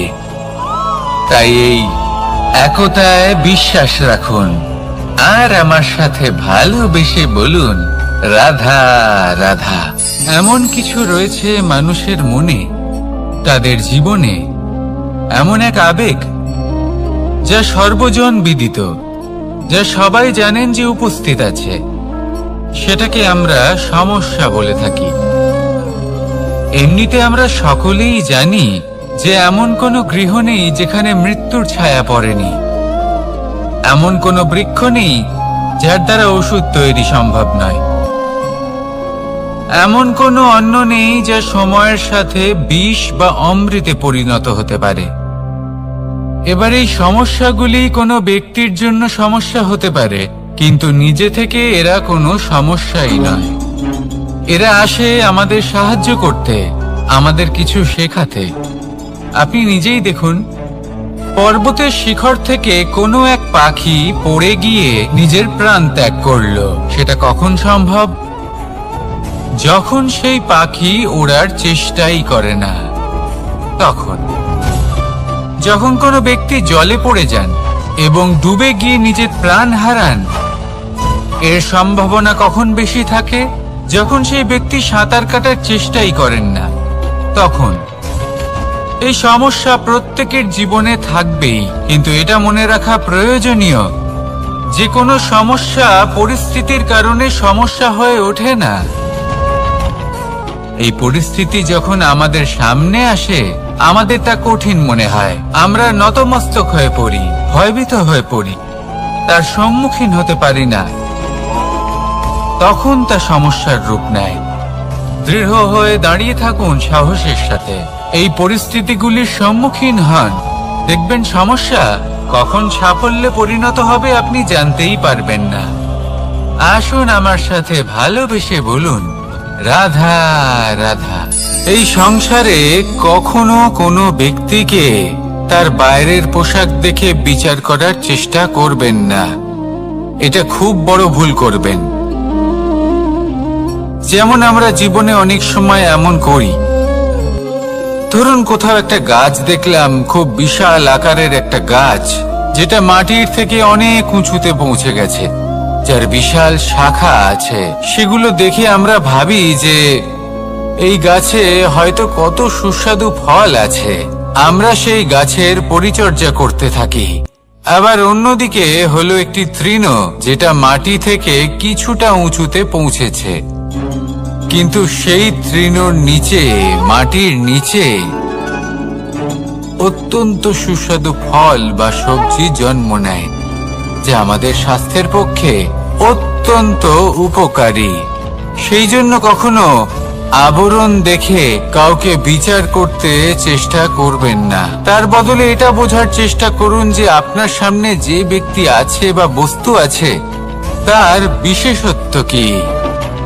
যদি এই বিশেষত্ব বোঝার ক্ষমতা আপনি অর্জন করেন, যদি এই শিল্প আপনি নিজের ভেতরে জাগ্রত করেন, তাহলে এই সংসারে বিশেষত্ব কি সেটা আপনি জানতে পারবেন।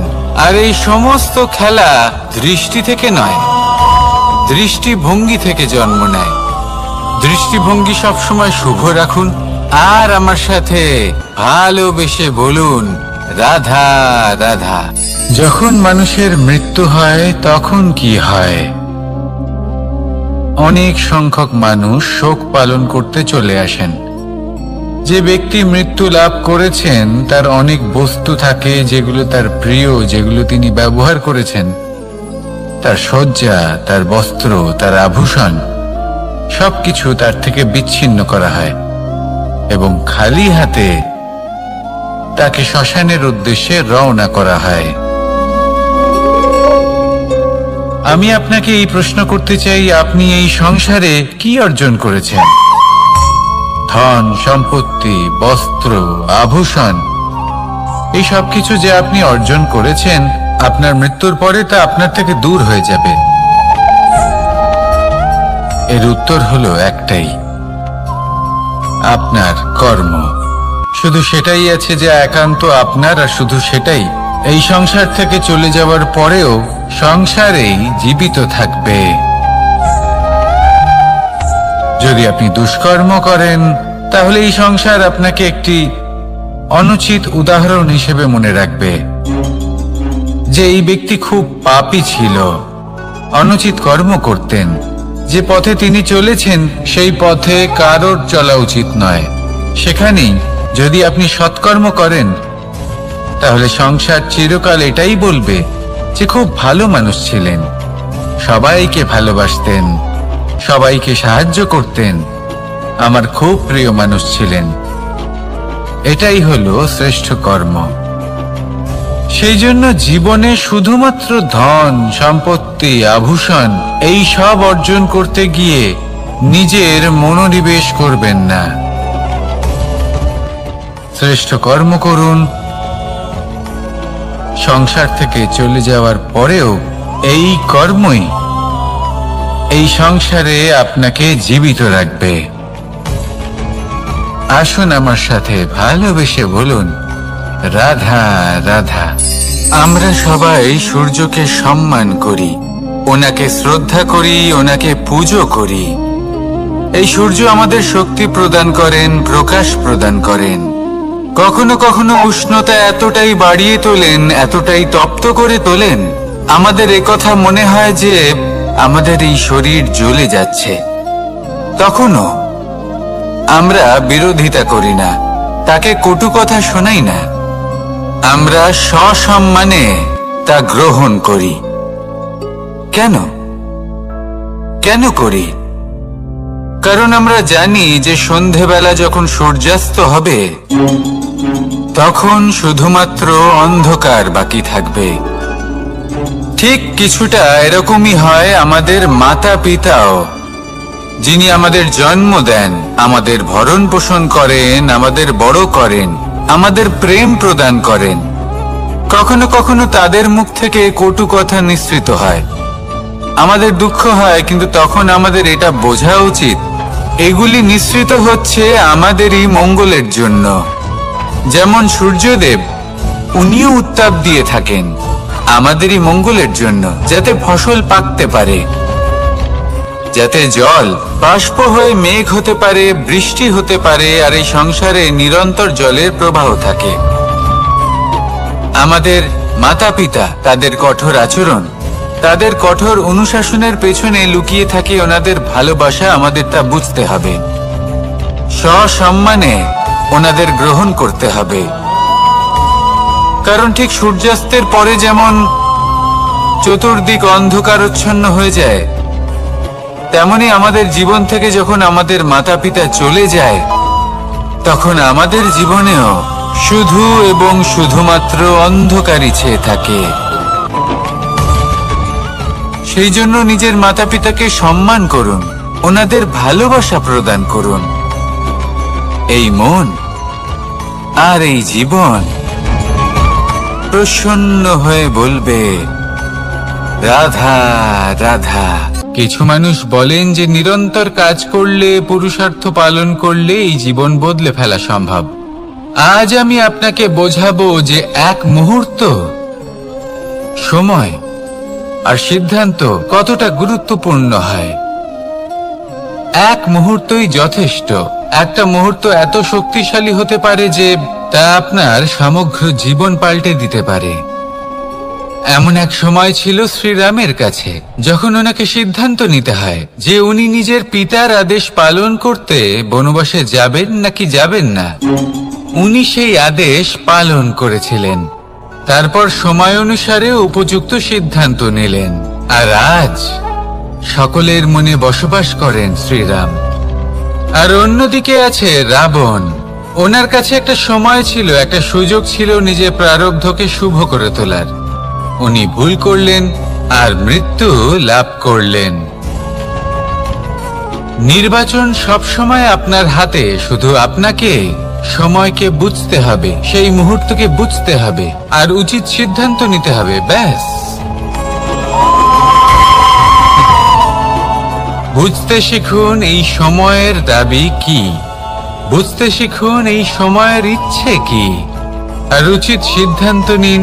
আর আমার সাথে ভালোবেসে বলুন, রাধা রাধা। জ্ঞান এবং অহংকার, এই দুইয়ের মধ্যে সম্পর্ক কোথায়?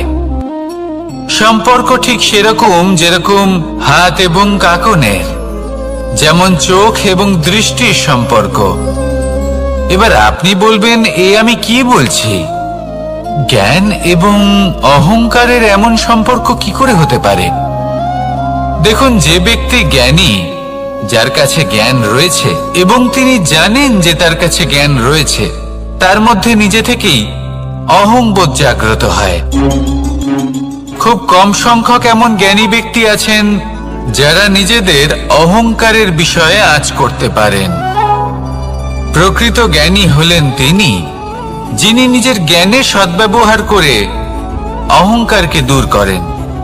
উচিত সময়ে বুঝে যান, নিজের অন্তর যাচাই করে এই বিষয়টা দেখেন যে তার অন্তরে অহংবোধ জাগ্রত হচ্ছে এবং নিজেকে সেখানেই থামিয়ে দেন, যাতে অহংকারের পথে তিনি অগ্রসর না হয়ে যান।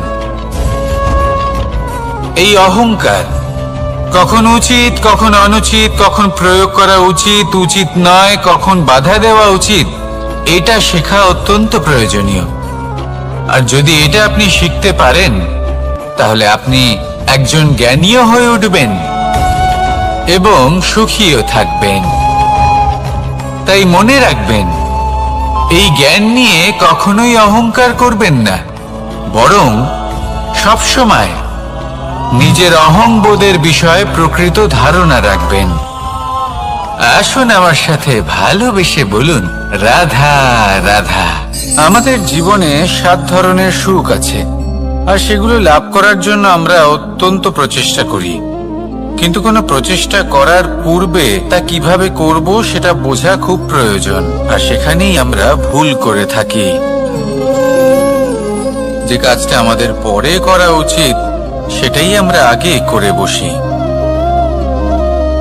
আপনাকে স্পষ্ট করে বোঝাই, প্রত্যেক সুখের সাথে 2টি ক্রিয়া জড়িত থাকে।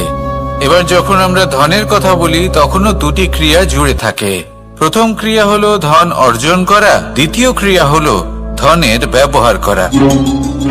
আর জীবনে ধনের ব্যবহার করার পূর্বে ধন কিভাবে অর্জন করতে হয় তা শেখা অত্যন্ত প্রয়োজনীয়। আমরা মন্দিরে যাই, ভগবানের আরাধনা করি, তার জন্য পুজো করি, ওনাকে প্রসন্ন করতে চাই। কিন্তু তার আগে ভগবানের ওপর আস্থা রাখা প্রয়োজনীয়। যদি আপনার অটল বিশ্বাস থাকে তবেই আপনি প্রকৃত ভক্ত হয়ে উঠতে পারবেন।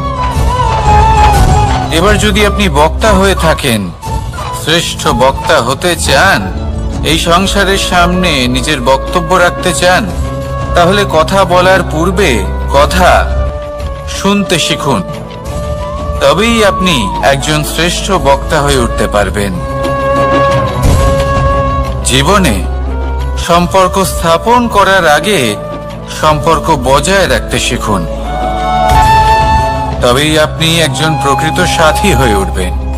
জীবনে পরাজয় মানার পূর্বে বিজয়ী হওয়ার চেষ্টা কিভাবে করতে হয় সেটা শিখুন। তবেই আপনি একজন নিপুণ ব্যক্তি হয়ে উঠবেন। অন্তিম এবং সবথেকে গুরুত্বপূর্ণ কথা, জীবনে ভালোবাসা লাভ করার পূর্বে ভালোবাসা প্রদান করতে শিখুন। তবেই আপনি একজন প্রকৃত প্রেমী হয়ে উঠবেন। আসুন আমার সাথে ভালোবেসে বলুন, রাধা রাধা। এই সংসারের সবথেকে বড় যুদ্ধ কোনটা?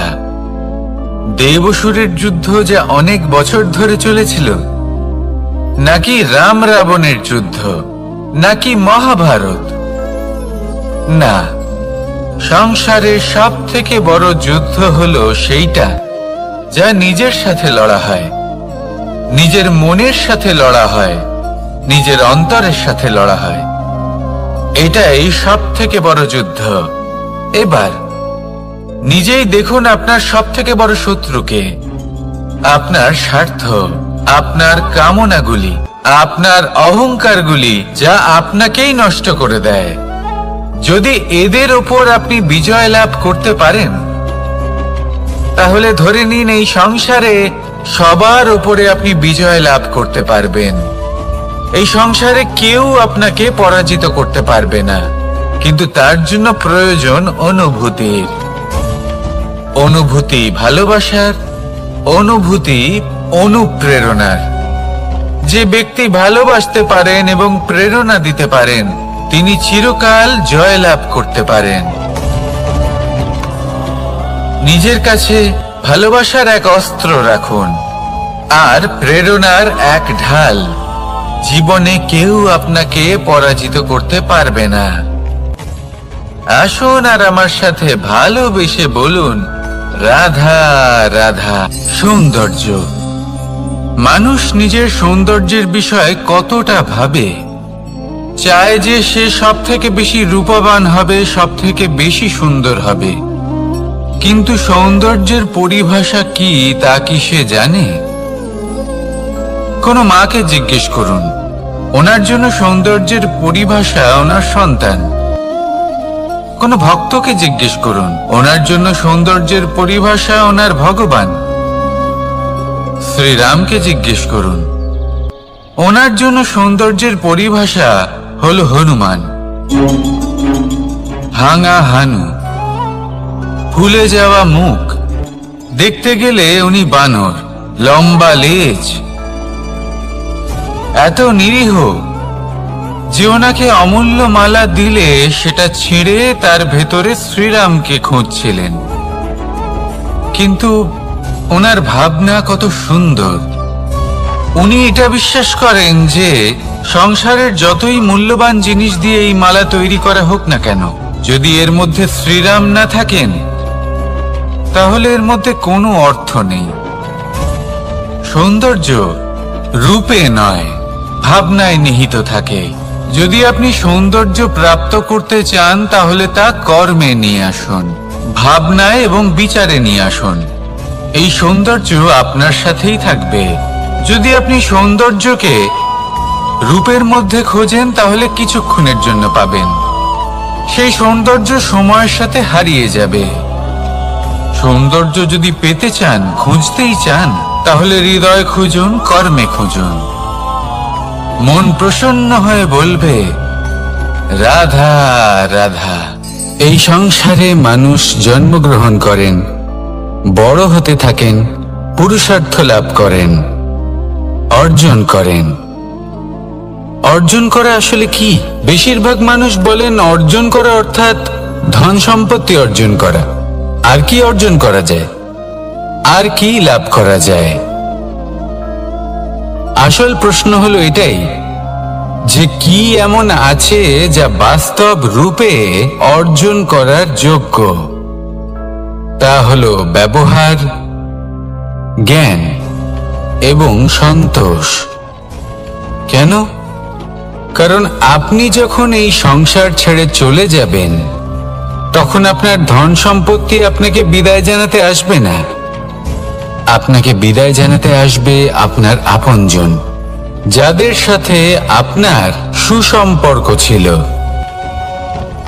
সমগ্র সংসারে সহস্র মানুষ ধন অর্জন করে থাকেন। শ্রেষ্ঠ মানুষ হলেন তিনি যিনি ব্যবহার, জ্ঞান এবং সন্তোষ অর্জন করে থাকেন, একে সকলের মধ্যে বিতরণ করেন। তাই এটাই করুন আর আমার সাথে ভালোবেসে বলুন, রাধা রাধা। সেই কখন থেকে এই পুস্তকটিকে দেখছি, কিন্তু এর থেকে আমি কোনো জ্ঞান লাভ করতেই পারছি না। এবার আপনি বলবেন যে আজ কেমন বিচিত্র কথা বলছি আমি। যদি এই পুস্তক থেকে আমাকে জ্ঞান লাভ করতে হয় তাহলে শুধুই তাকিয়ে থাকলে হবে না। আমাকে এই পুস্তককে খুলতে হবে, পড়তে হবে, তাকে বুঝতে হবে, তবেই তো জ্ঞান প্রাপ্তি হবে। বড়ই সহজ একটা ব্যাপার, কিন্তু একে যাপন করা অত্যন্ত কঠিন, তাই না? আপনি নিজেকেই দেখে নিন। আপনার কাছে অনেক জ্ঞান রয়েছে। সহজ থেকে সহজতর জ্ঞানের কথা যদি বলি, আপনি এটুকু তো জানেন যে সত্যি কথা বলা ভালো কাজ, দান করা হলো পুণ্যের কাজ। আপনি জানেন যে পরিশ্রম করলে সাফল্য আসবে। এই জ্ঞান তো আমাদের কাছে রয়েছে, এমন অনেক জ্ঞান আমাদের কাছে রয়েছে, কিন্তু আলস্যের কারণে, অবহেলা করে আমরা শুধু এই জ্ঞান প্রয়োগ করতে পারি না, এই জ্ঞান যাপন করতে পারি না, একে আচরণে প্রয়োগ করতে পারি না, সেই জন্য দুঃখী হয়ে যাই। তাই আপনার কাছে যা যা জ্ঞান আছে, যা যা জ্ঞান আপনি লাভ করেছেন, সেই জ্ঞান যাপন করা শুরু করুন, জীবনে প্রয়োগ করতে শুরু করুন। এই মন প্রত্যেকটি মুহূর্তে প্রসন্ন থাকবে, আর লক্ষ্য প্রাপ্ত করে এই মন বলবে, রাধা রাধা। একটা জলের ফোঁটাকে ফোঁটা নামে সম্বোধন করা হয়। অনেক ফোঁটা একত্রিত হলে সাগরের রূপ ধারণ করে। শুধু একটা পাতাকে পাতা বলা হয়, অন্য অনেক পাতার সাথে একত্রিত হলে তা গ্রন্থের রূপ ধারণ করে।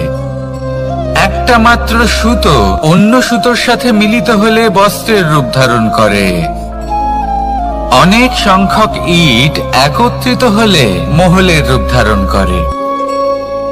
সৈন্যরা একত্রিত হলে সৈন্যদল তৈরি হতে পারে। এটা হলো শক্তি সংগঠনের, এটাই হলো শক্তি একতার। তা সে বনস্পতি হোক বা কোনো ব্যক্তিই হোক, কোনো মনোভাবই হোক, যদি একা থাকে তাহলে দুর্বল হয়ে পড়বে। যদি সংগঠিত থাকে তাহলে শক্তিও বাড়বে আর আপনাকে সামনে এগিয়েও নিয়ে যাবে। তাই এই একতায় বিশ্বাস রাখুন আর আমার সাথে ভালোবেসে বলুন, রাধা রাধা।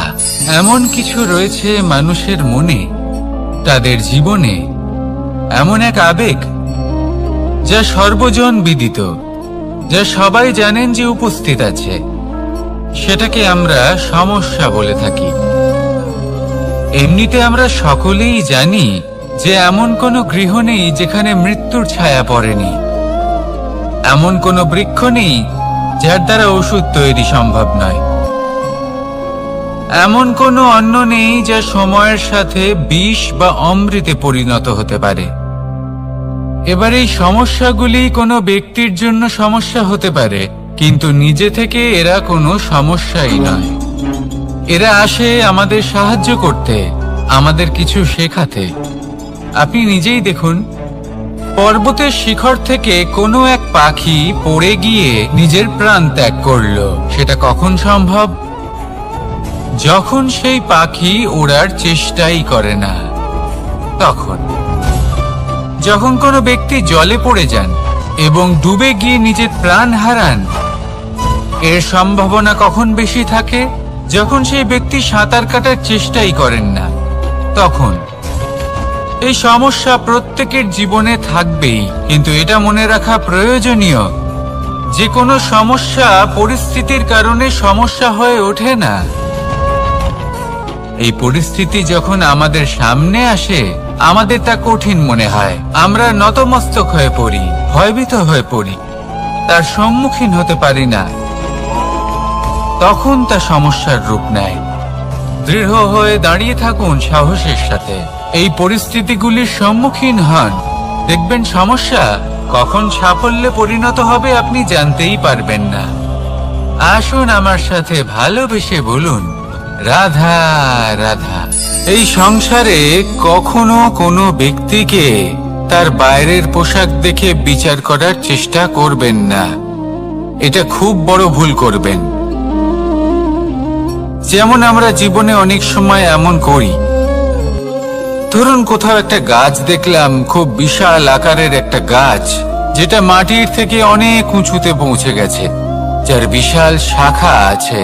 সেগুলো দেখে আমরা ভাবি যে এই গাছে হয়তো কত সুস্বাদু ফল আছে। আমরা সেই গাছের পরিচর্যা করতে থাকি। আবার অন্যদিকে হলো একটি তৃণ, যেটা মাটি থেকে কিছুটা উঁচুতে পৌঁছেছে, কিন্তু সেই তৃণর নিচে, মাটির নিচে অত্যন্ত সুস্বাদু ফল বা সবজি জন্ম নেয়, যা আমাদের স্বাস্থ্যের পক্ষে অত্যন্ত উপকারী। সেই জন্য কখনো আবরণ দেখে কাউকে বিচার করতে চেষ্টা করবেন না। তার বদলে এটা বোঝার চেষ্টা করুন যে আপনার সামনে যে ব্যক্তি আছে বা বস্তু আছে, তার বিশেষত্ব কি। যদি এই বিশেষত্ব বোঝার ক্ষমতা আপনি অর্জন করেন, যদি এই শিল্প আপনি নিজের ভেতরে জাগ্রত করেন, তাহলে এই সংসারে বিশেষত্ব কি সেটা আপনি জানতে পারবেন। আর এই সমস্ত খেলা দৃষ্টি থেকে নয়, দৃষ্টিভঙ্গি থেকে জন্ম নেয়। দৃষ্টিভঙ্গি সবসময় শুভ রাখুন। আর আমার সাথে ভালোবেসে বলুন, রাধা রাধা। যখন মানুষের মৃত্যু হয় তখন কি হয়? অনেক সংখ্যক মানুষ শোক পালন করতে চলে আসেন। যে ব্যক্তি মৃত্যু লাভ করেছেন তার অনেক বস্তু থাকে যেগুলো তার প্রিয়, যেগুলো তিনি ব্যবহার করেছেন। তার শয্যা, তার বস্ত্র, তার আভূষণ সবকিছু তার থেকে বিচ্ছিন্ন করা হয় এবং খালি হাতে তাকে শ্মশানের উদ্দেশ্যে রওনা করা হয়। আমি আপনাকে এই প্রশ্ন করতে চাই, আপনি এই সংসারে কি অর্জন করেছেন? ধন সম্পত্তি, বস্ত্র, আভূষণ, এই সব কিছু যে আপনি অর্জন করেছেন, আপনার মৃত্যুর পরে তা আপনার থেকে দূর হয়ে যাবে। এর উত্তর হলো একটাই, আপনার কর্ম।